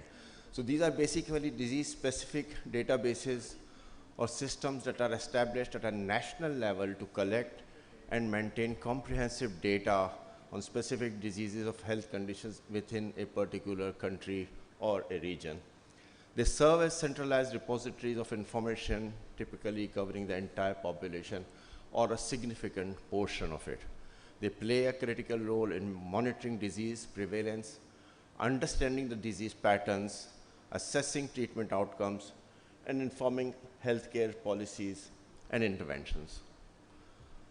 So these are the basic points why we need a national disease registry: disease surveillance and monitoring, evidence-based decision-making, improved patient care and outcome, research and innovation, resource planning and allocation, and international collaboration and reporting. And I'm going to dwell upon each of them in the next few slides. Disease surveillance and monitoring, they help to enable the systemic collection of analysis or data on various diseases or health conditions. We have talked or heard two talks about the trauma, but there are many other diseases, many other conditions that can be looked at and monitored and surveillance done. So they would help us to understand the incidence, the prevalence, the trends, and they provide crucial information for public health surveillance. They help to identify hotspots, emerging outbreaks, problems with certain things. As an orthopedic surgeon, I can tell you that there was a problem with one specific implant a few years ago, and because of registries, this was picked up very, very early, and those patients they were able to recall those patients and give them a alternative implant. So when we talk about evidence-based decision-making, the registries provide reliable data that can be used as evidence for healthcare decision-making and policy formulation. These helps us to identify the gaps in the healthcare services, assess the effectiveness of the interventions, and evaluate the impact of public health programs. Obviously, what we are looking at is improved patient care and outcome. Research and innovation, we've heard about the previous talk, which was very much focused on research and innovation. They could tell you about the epidemiological studies, what were the risk factors involved, evaluate the efficacy of the treatment, identify the areas for research and innovation. Resource planning and allocation, as you heard in the previous talk, when they identified the hotspots, when they knew what was happening where, which patients to move to which level trauma care center to get the best out of it. So they provide the insight into the disease burdens, the prevalence, and the associated healthcare needs. This helps in planning, helps the policymakers in planning, determining the priorities, allocating resources, and designing effective healthcare programs and services. They help to ensure that appropriately targeted to address the most prevalent and burdensome disease in the country.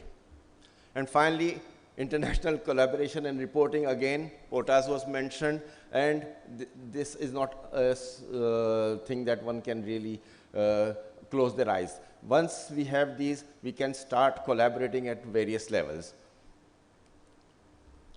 So giving you this background of what registries are, what they do, and what are the essentials, why are they needed, we come down to the need for the hip fracture registry of Pakistan. It was so heartening to know that the trauma registry has been launched, but this is a low energy fracture, low but very, very high on the priority, because I'm just going to show you why. So just to highlight a few things which really would make my job very easy, and in my case very strong.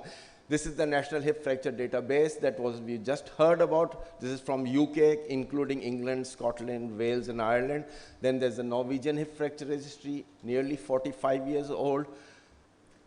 American Academy of Surgeons Fracture and Trauma Registry.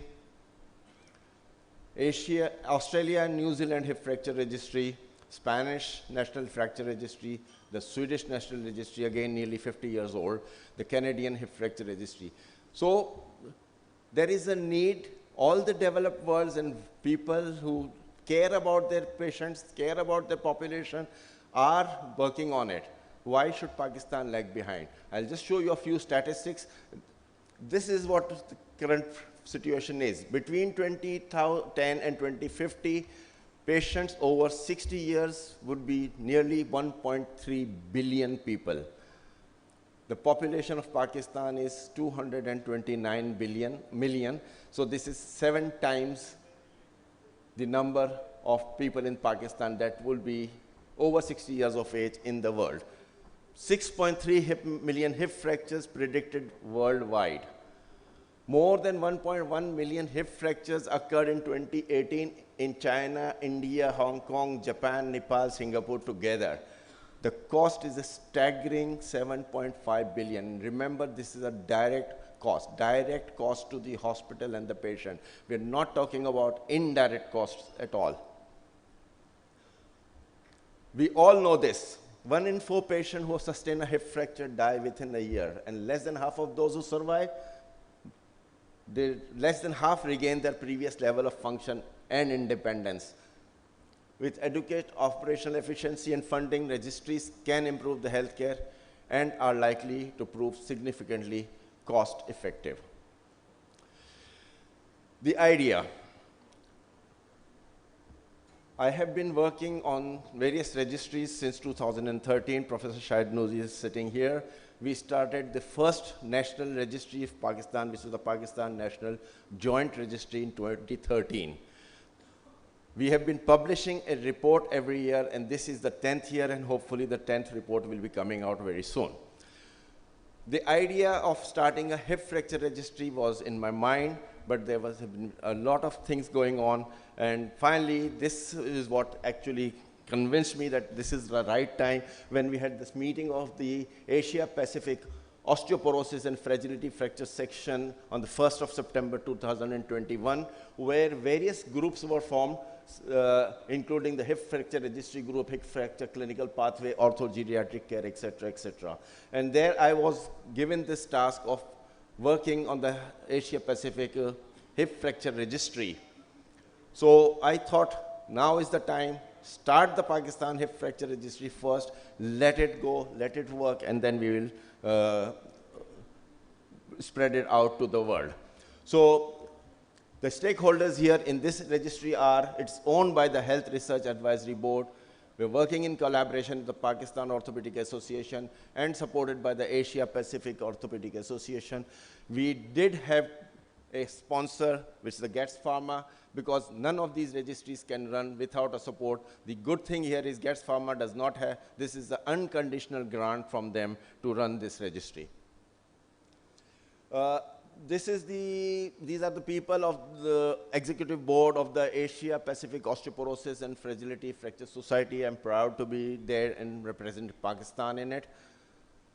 And these are the various working groups that were formed: the Fracture Liaison Service, the Hip Fracture Registry, Hip Fracture Clinical Pathway, Orthogeriatric Care, Pharmacological Treatment for Osteoporosis and Sarcopenia, and Densitometry courses for orthopedic surgeons.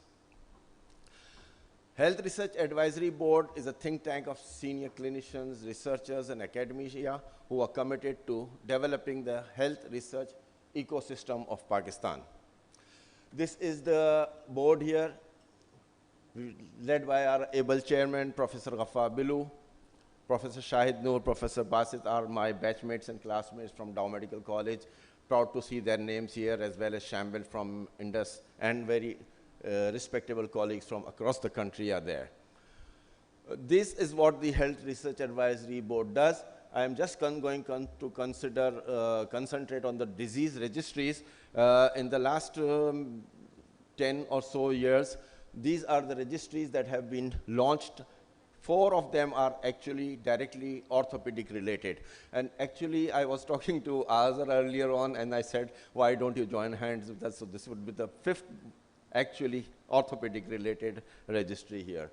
So as I said, this is the first national registry launched in 2013, Pakistan National Joint Registry.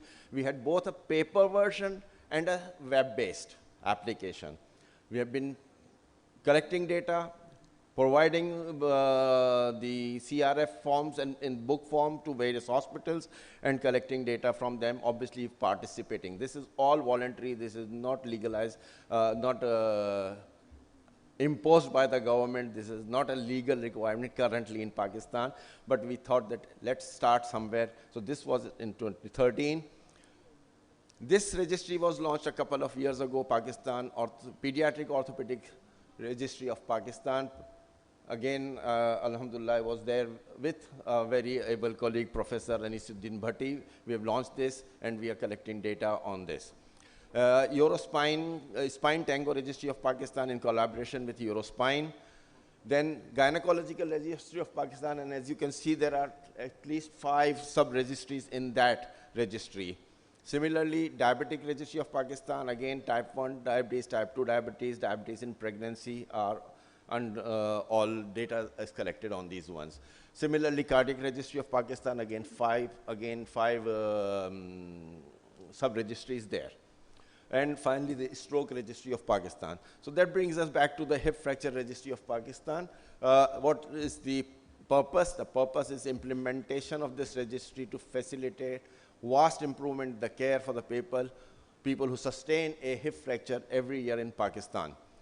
This will act as an essential tool for clinicians, hospital administrators, healthcare systems, and governments to underpin quality improvement initiatives. Hospitals can utilize the data from it to benchmark themselves, as we've heard earlier on. We hope that it will transform the patient-level data into information that can equip and empower hospitals to identify the key challenges to overcome within their respective institutions, develop the solutions to these challenges, strive for ongoing improvement in the care of these patients. So this was our first meeting in Karachi in January last year.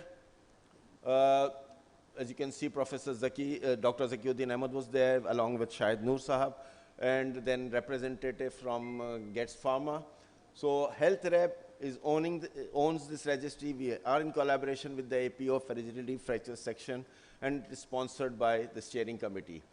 We discussed about the first CRF in that meeting.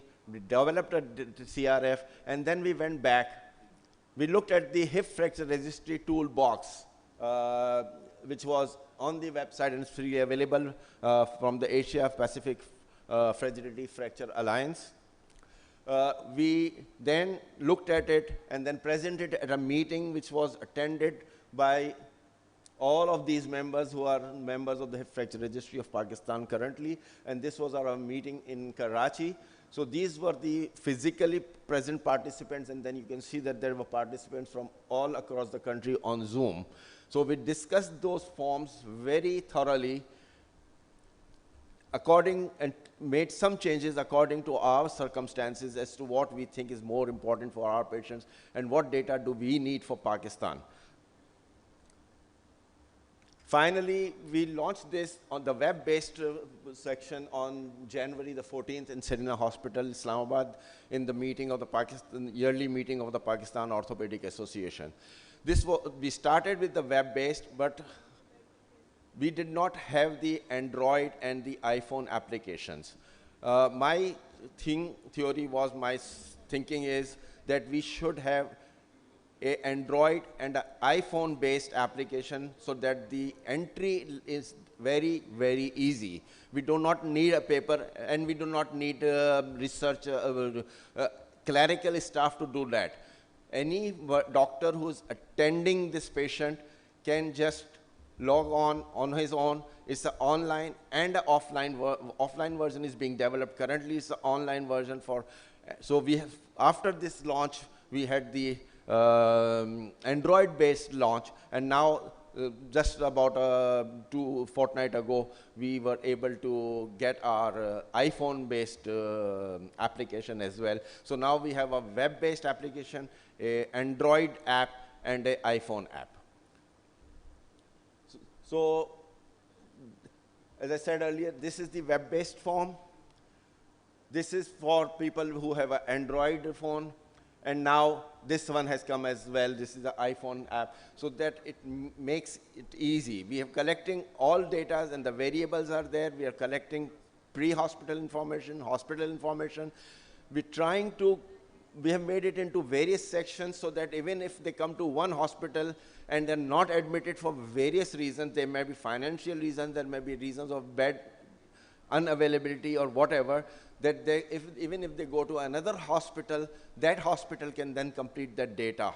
Because what we have done mandatory is a CNIC and a mobile phone number for that patient that will be in that database. So this is all about this registry, and I'm open to questions and answers whenever needed.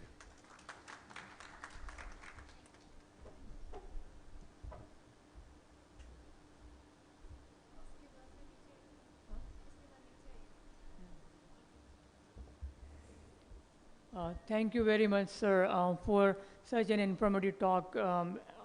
So now I'm going to call Dr. Jeong. You here, sir? Can you hear me? Yeah.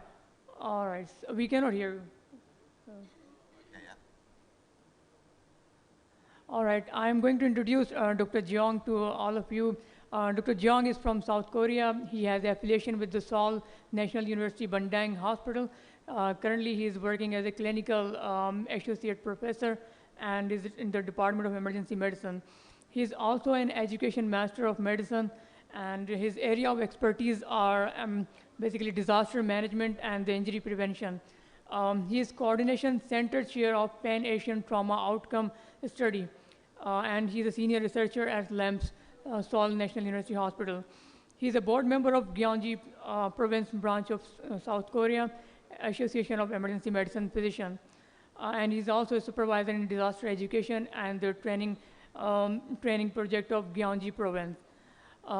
Sir, please have few words, and we are sorry that we got late for 20-30 minutes due to some time management issues. So you're going to start it now.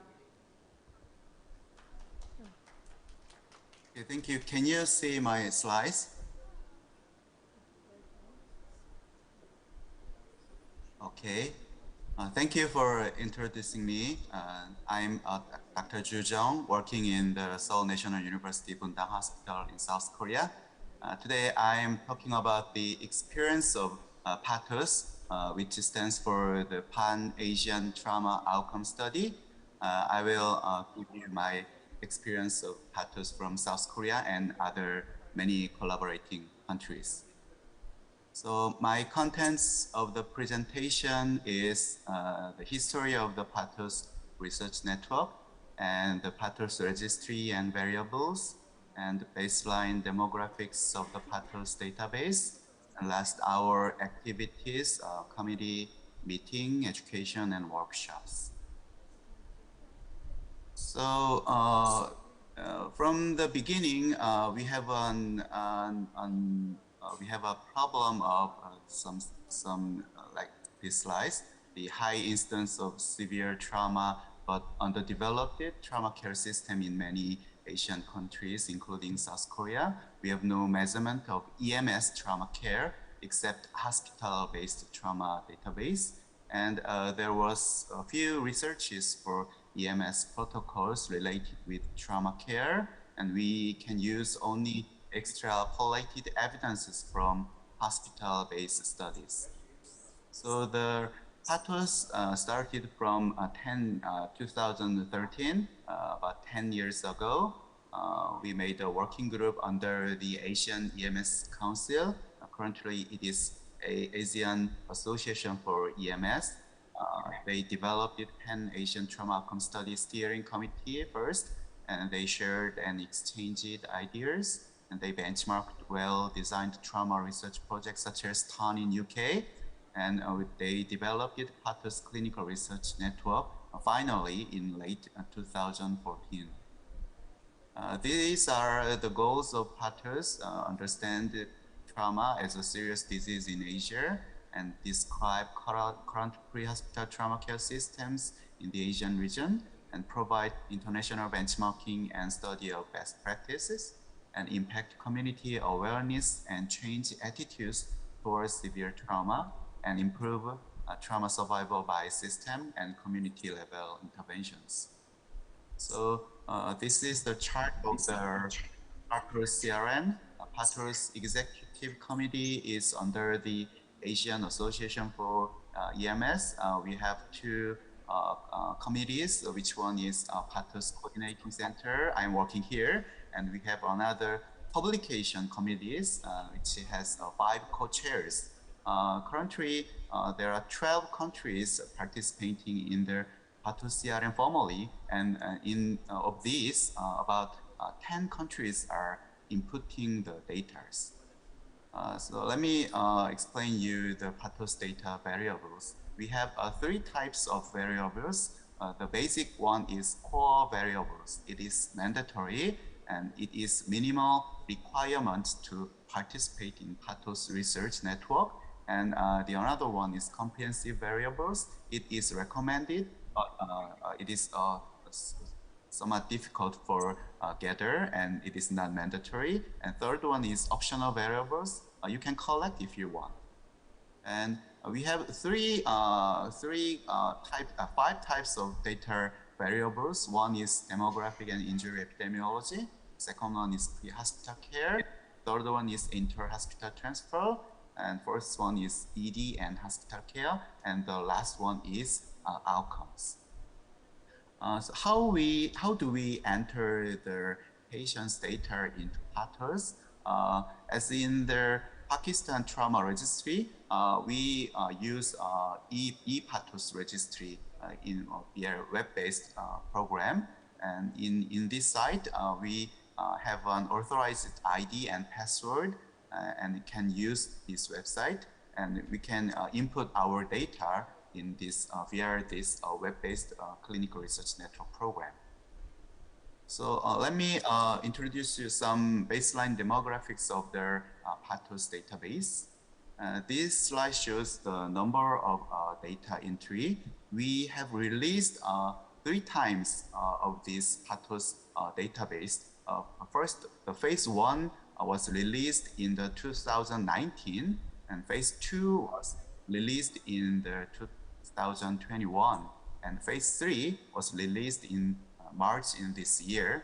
So we have Pathos, entire Pathos database has about 170,000 patients in the Asian country and many hospitals.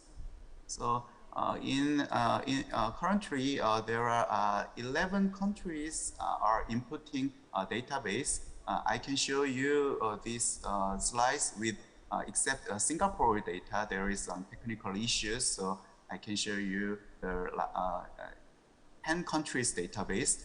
Korea has currently inputting many databases, and second one is Vietnam and Malaysia and Taiwan and Thailand as inputting many patients. And we have patients about 25,000 per year in the Pathos database, but after the COVID-19 pandemic, the patients inputted was decreased. It is the male and female pie chart, and about 2/3 patients are male, and about 80% patients were female. And this slide shows the age distributions. As you can see, the distribution is relatively even in all across the age group, but this slide shows the mixed countries hospitals. So in the Vietnam, there are many young patients in the registry, and South Korea and Malaysia, and Japan has more older patients in the registry. This slide shows the intent of the injury.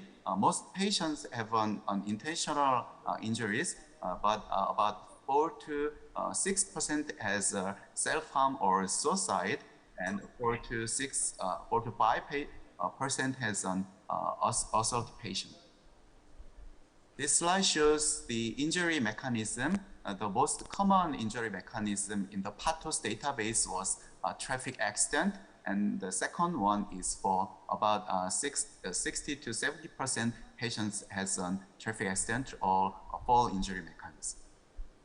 And the anatomical region of injury, most patients have an injured region of the body is our head, face, and upper extremity, and lower extremity in the PATHOS database. And this slide shows the type of injury. The most common type is fractures, and the second one is cuts, and the third one is bruise, and fourth one is a sprain in this database. This slide shows the level of pre-hospital care providers. The most common certification of pre-hospital care provider was EMT in PATHOS database, and the second one is non-EMT providers, and a small portion of nurse and doctors are included. This slide shows the CPR proportion in the ED. About 1 to 1.5% patients arrived in the ED in arrest status. This slide shows the life-saving interventions in ED. The most common interventions were the bleeding compression, and the second one is transfusion, and the third one and fourth one is thoracotomy or a ventilator. And this slide shows the ED and hospital interventions. About 4 to 8% of the PATHOS registry patients have any operations, and about 1 to 2% has any angiography, and 0.5% has any embolization. And this slide shows hospital outcome.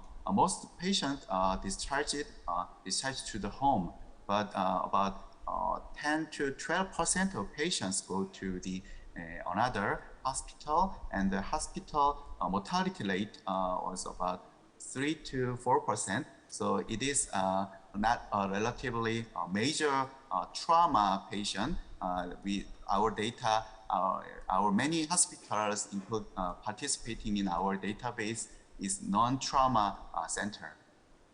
This is GOS, and about 18% has GOS for moderate disability, and about 7 to 8% has a severe GOS status.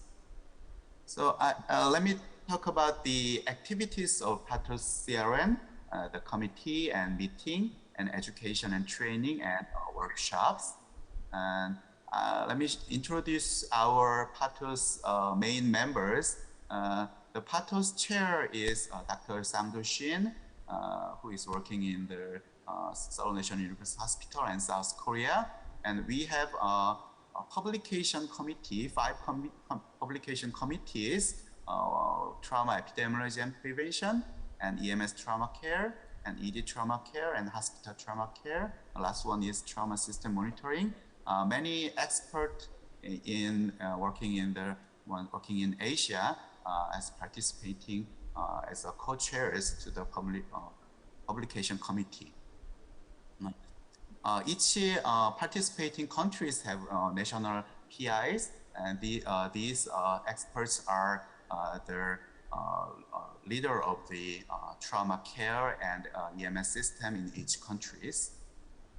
And we have advisory members, Hideharu Tanaka from Japan, and James Holmes in US, and Marcus Song from Singapore, and Professor Timothy Coates in UK. Thank you so much. This is the picture of our last PATHOS Exco meeting, which is held in Philippines last month, and there are Dr. Sang Do-shin, the chair, and Professor Coates. And we will make many events under the name of Partners. The most big and main event of Partners Research Network is Research Workshop, which held at August every year. In this year, in August 28th, Monday, in South Korea, we will open the 9th Partners Research Workshop. The topic is improving standard of trauma care. We have many sessions and special lectures, and the most important session is the young investigator group presentation.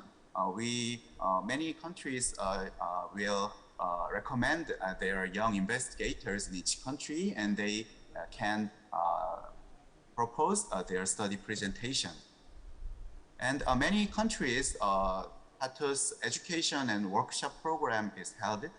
The EPIC TBI or EPIC Torso course in the many countries, and Taiwan is very good country. Held a TBI course, the date and venue to be announced, and it is organized by AAEMS and Taiwan Emergency Medical Technician Association. And Partners meeting in the 6th EMS Asia 2023 Tokyo will be held in Japan in November 29th. And in Thailand, the second Partners Thailand Symposium will be held at November 16 to 17. These pictures is the first Pan-Asian Trauma Outcome Study Thailand Symposium last year in November. And every year in December, we are opening Partners Research Day via online. This year, we will open the Research Day 2023, and the Young Investor Group Workshop will be held in the offline. This is my last slide. We are making newsletters 1 or 2 times a year.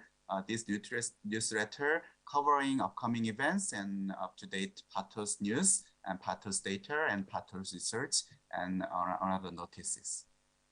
So thank you for your listening, and we are looking forward to your participation. Thank you.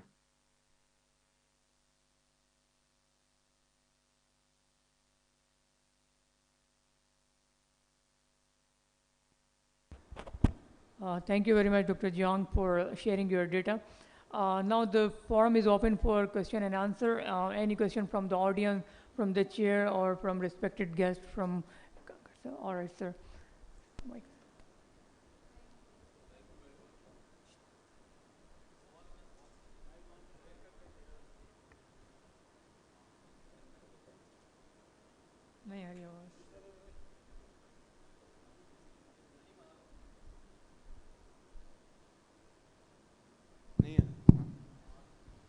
Thank you. First of all, let me congratulate everyone. I think the number of trauma registries that we saw today and the initiatives which have been taken are commendable. I'd just like to share in this process a couple of things. The first study that we did and the first trauma registry that we did carry out was 91-92, which was published in the Journal of Surgery in 1994. But what we saw was that haphazardly we were collecting different terms, different times, and different data that we were collecting, but it was not really institutionalized. So what was necessary was institutionalizing all of this data and establishing a system which would make it sustainable. Like I was just sharing that yesterday's report was right now with me, and that's about 4,500 emergencies that we did manage yesterday, and out of which I was just looking at the figures. So if I just talk about yesterday, so we had falls which were, I can just share the numbers with you. Road traffic crashes was 1068, just yesterday. And so far we've managed 3.5 million road traffic crashes. And we've got the registry and the data for all of them. So that's the numbers that we are talking about. Similarly, the falls yesterday were 137, in which 42 were minor falls, 89 serious, which required admissions, but luckily no death. So this is the occupational injuries, burn cases were 7. This is, I'm talking about whole of Punjab, and Punjab is a small province of 100. We highlighted the falls. So that was what was happening was when we looked at... Recording in progress. Oops. What we looked at was that almost trauma were resulting because of 72%, and 11% are falls. And then not all patients report to the hospital. So when we started collecting the data, so out of these road traffic crashes, almost 500 were minor and 550 patients went to the hospital. So that actually gave us very interesting figures which came up, and how many of the people actually ended up going to the public sector hospitals and the other hospitals as well. So this entire thing, since the time we've actually put it into the system, so it's automatic, generated first, and we know exactly even the black spots now. So because the data is real time, wherever they go and manage the patient, they put the long lats in. So that actually also gives us all the black spots for different kind of emergencies taking place from the different places. So that's that system that we started using 2 years back has started, and it will automatically start generating reports as well. So that's actually been very helpful. So once again, my congratulations to all. And one of the messages that I would be taking back today, and we'll try to implement it now, is going to be the post-hospital care as well. Because again, the hospital care is being managed, but that unfortunately has been another pre-hospital we've been able to develop, but we're going to try and strengthen the post-hospital care as well. So I hope that we can do that, and we'll invite all of you, and Joe and others. I think we'll share all of this data and information, and together we can strengthen our registries. So once again, congratulations to the entire management and the trauma registries which are going on. Thank you.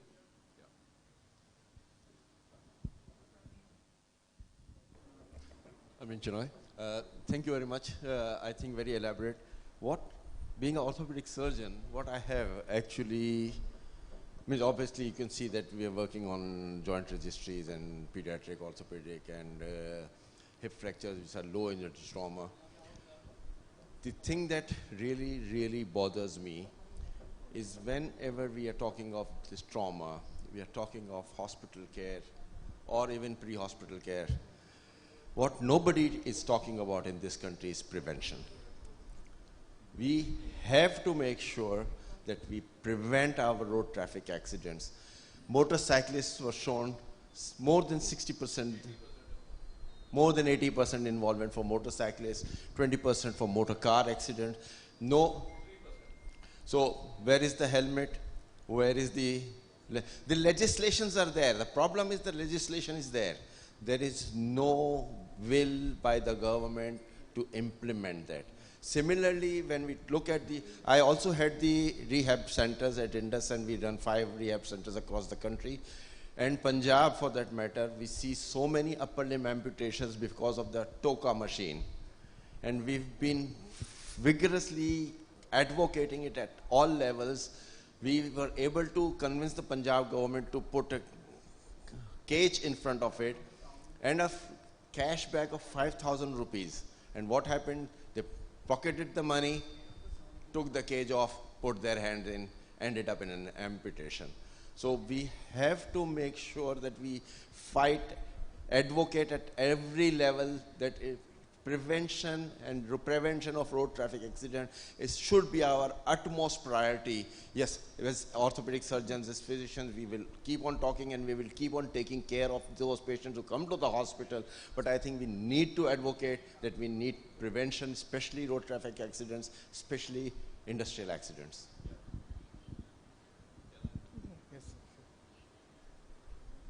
Yeah, I think that's a very, very important point, because I think you probably missed the first thing, because road safety is becoming a huge area. What we've done is just recently the road safety law was passed in Punjab, and the issue mainly remains that whatever success is, basically it depends on the enforcement. Like the moment you get onto the motorway, you know you won't get away with over-speeding, you'll have to wear a seat belt. Suddenly the behavior changes. And the moment you get into the city, you say you're back in Pakistan. So I think that behavior change is important and can be done. We've been trying to advocate this for the last now 10, 15 years, and ultimately it appears that we'll have to take on the challenge. And it will have to be an orthopedic surgeon who will take on the challenge. So let's see if we can do it. But I think we are almost working on that, hopefully, because you see, the function of the police has also become very specialized with time. Investigation is separate, watch and ward is separate, rapid response to a crime is separate, and then traffic management in itself and road safety has become a specialized area. So I hope that we can work on those areas, and together I think if we do the advocacy, we'll be able to bring about change. Because imagine just yesterday, I'm just sharing this, so there's 1034, and that's about 1100 road traffic every day. So that's every 1.3 minutes there is a road traffic crash in Punjab. If you look at the overall Pakistan data, so less than a minute there is a road traffic crash. So you can imagine 15 deaths and about 500 people if in Punjab, so about 1,000 people getting disability every day. So that's not a small number, I think. And 80% are motorbike riders who can't afford treatment. So that's a huge impact, huge. And everybody thinks mere saath nahi hoga. And that's the biggest mistake. Even one of our, deputy directors, his brother kept the helmet there. He was just going to go to that shop and say, I just want to get something. His bike slipped. He had banged right next to the footpath. He spent about 45 days in the ICU. He ultimately died, young 35-year-old man. So that's so many stories every day. So I think that's where we really need to join hands, all of us. And I think bring about change, otherwise the roads will not be safe for anybody.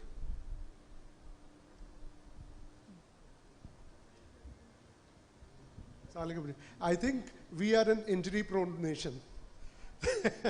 So why I'm saying that, every day, around countless times, I come across situations where there is no environmental safety, there is no professional safety.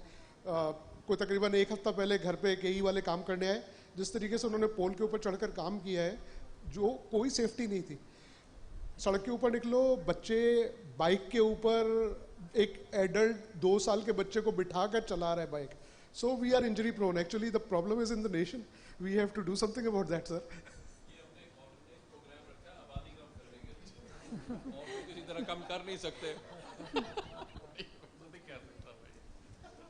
So you are saying that it's population is also an injury? Okay.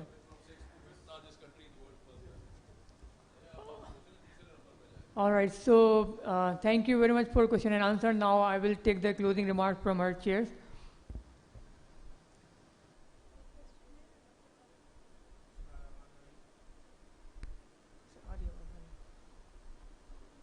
Mohtarama Benazir Bhutto Institute of Traumatology has organized this marvelous conference and provided us the chance to chair this August session. Dr. Sabir Mehman, thank you so much. Dr. Rizwan Saab from 1122 Punjab. Sir, you 1122 is inspiration for everybody. I hope all the provinces should follow that, and one day, inshallah, we all be having like 1122 everywhere. So, although you have also contributed a lot in this meeting, especially when I was thinking what is the registry actually, trauma registry. So I learned that it's a specialized database which actually is for the purpose of the trauma surveillance, starting from prevention to pre-hospital care to hospital care, inter-hospital transfer, and now you introduced another one, the post-hospital care also. So that is also one of the important part of this. This is the, sir, this is a digital era. Artificial intelligence का time है, ज़माना है, data sciences का ज़माना है. So more we maintain our accurate data in every walk of life, including trauma, we will be better off for making a good policies for the future. So thank you so much, everyone. Thank you so much, Dr. Tim from United Kingdom. Thank you so much, Professor Zhu Jiang from the South Africa. Dr. Tim, your experience of TAN has encouraged us that one day which you started from few people, and the whole UK hospitals finally participated. So inshallah, we will be having that this trauma center, what the Trauma Institute has started, the registry, it will become a national registry of the Pakistan one day. We are quite hopeful for that. Professor Amin Chunai Saab, sir, thank you so much for your wonderful talk for today. And we also learned that the registry is not a new process in Pakistan. You had already started for the HIP and the other people like diabetes. People have also started the diabetes registry. So, but what is required that the efforts should be consistent and continuous. What Dr. Rizwan suggested, till it becomes institutionalized, then only we can get the best result for that. In the last but not the least, Dr. Azhar Sheikh, the young man who is heading the Trauma Center's emergency department, he also introduced very well what the registry is and what is the justification for it in Pakistan. Thank you so much. My panelists may want to add something on that. Thank you so much. Thank you, sir. Just a couple of few points, because all the talks were excellent. All the presenters were doing a very good job by explaining what it is needed to improve the patient care on a longer run. What couple of things come to my mind was the basic idea of this whole registry and data entering is you cannot improve what you cannot measure. So you have to measure to improve. So this is the whole bottom line. And then the data is as good as you are entering it. So if you are entering the garbage, garbage is going to come out of it.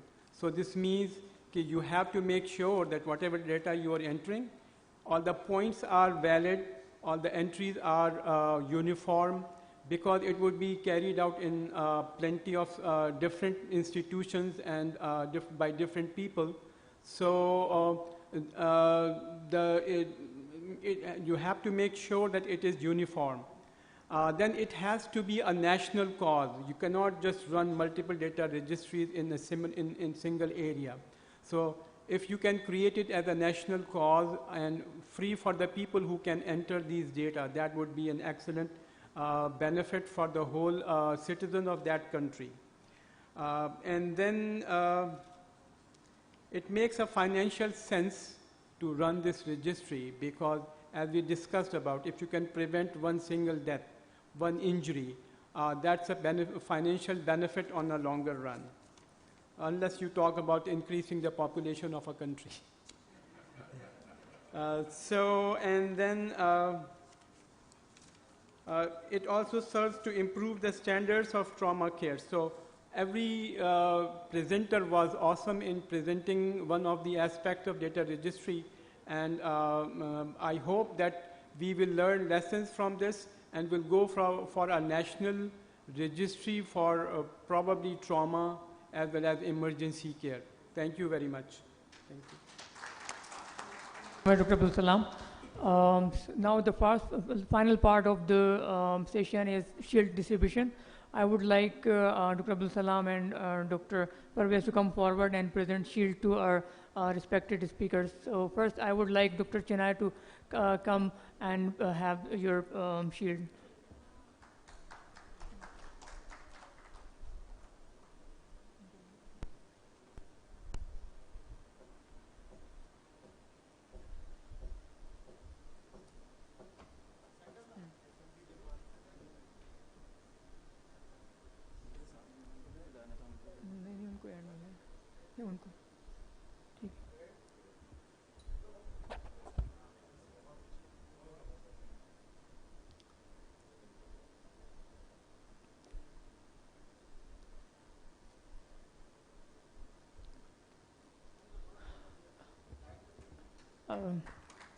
Dr. Azhar Sheikh, please come forward and receive your shield, please.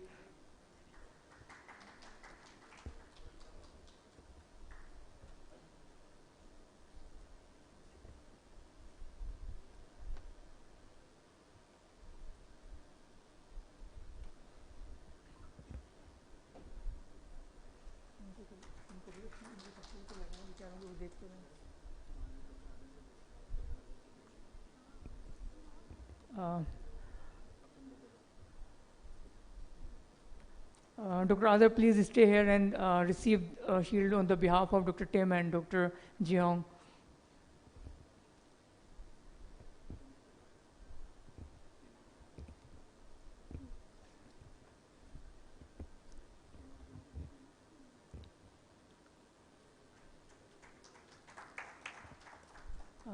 Now I would like Dr. Sabraman to come forward and present the shield to our respected chairs.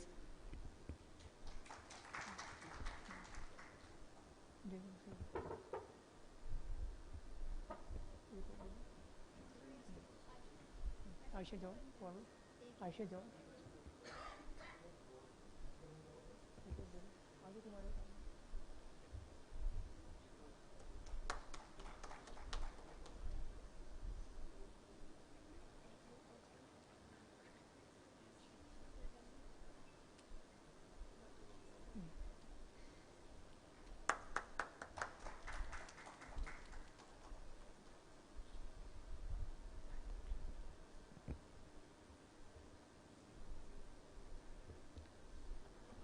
I thank you, all of you, for your presence. And now please move to the Emerald Hall for the tea presentation. Thank you. Tea is ready there in the Emerald Hall.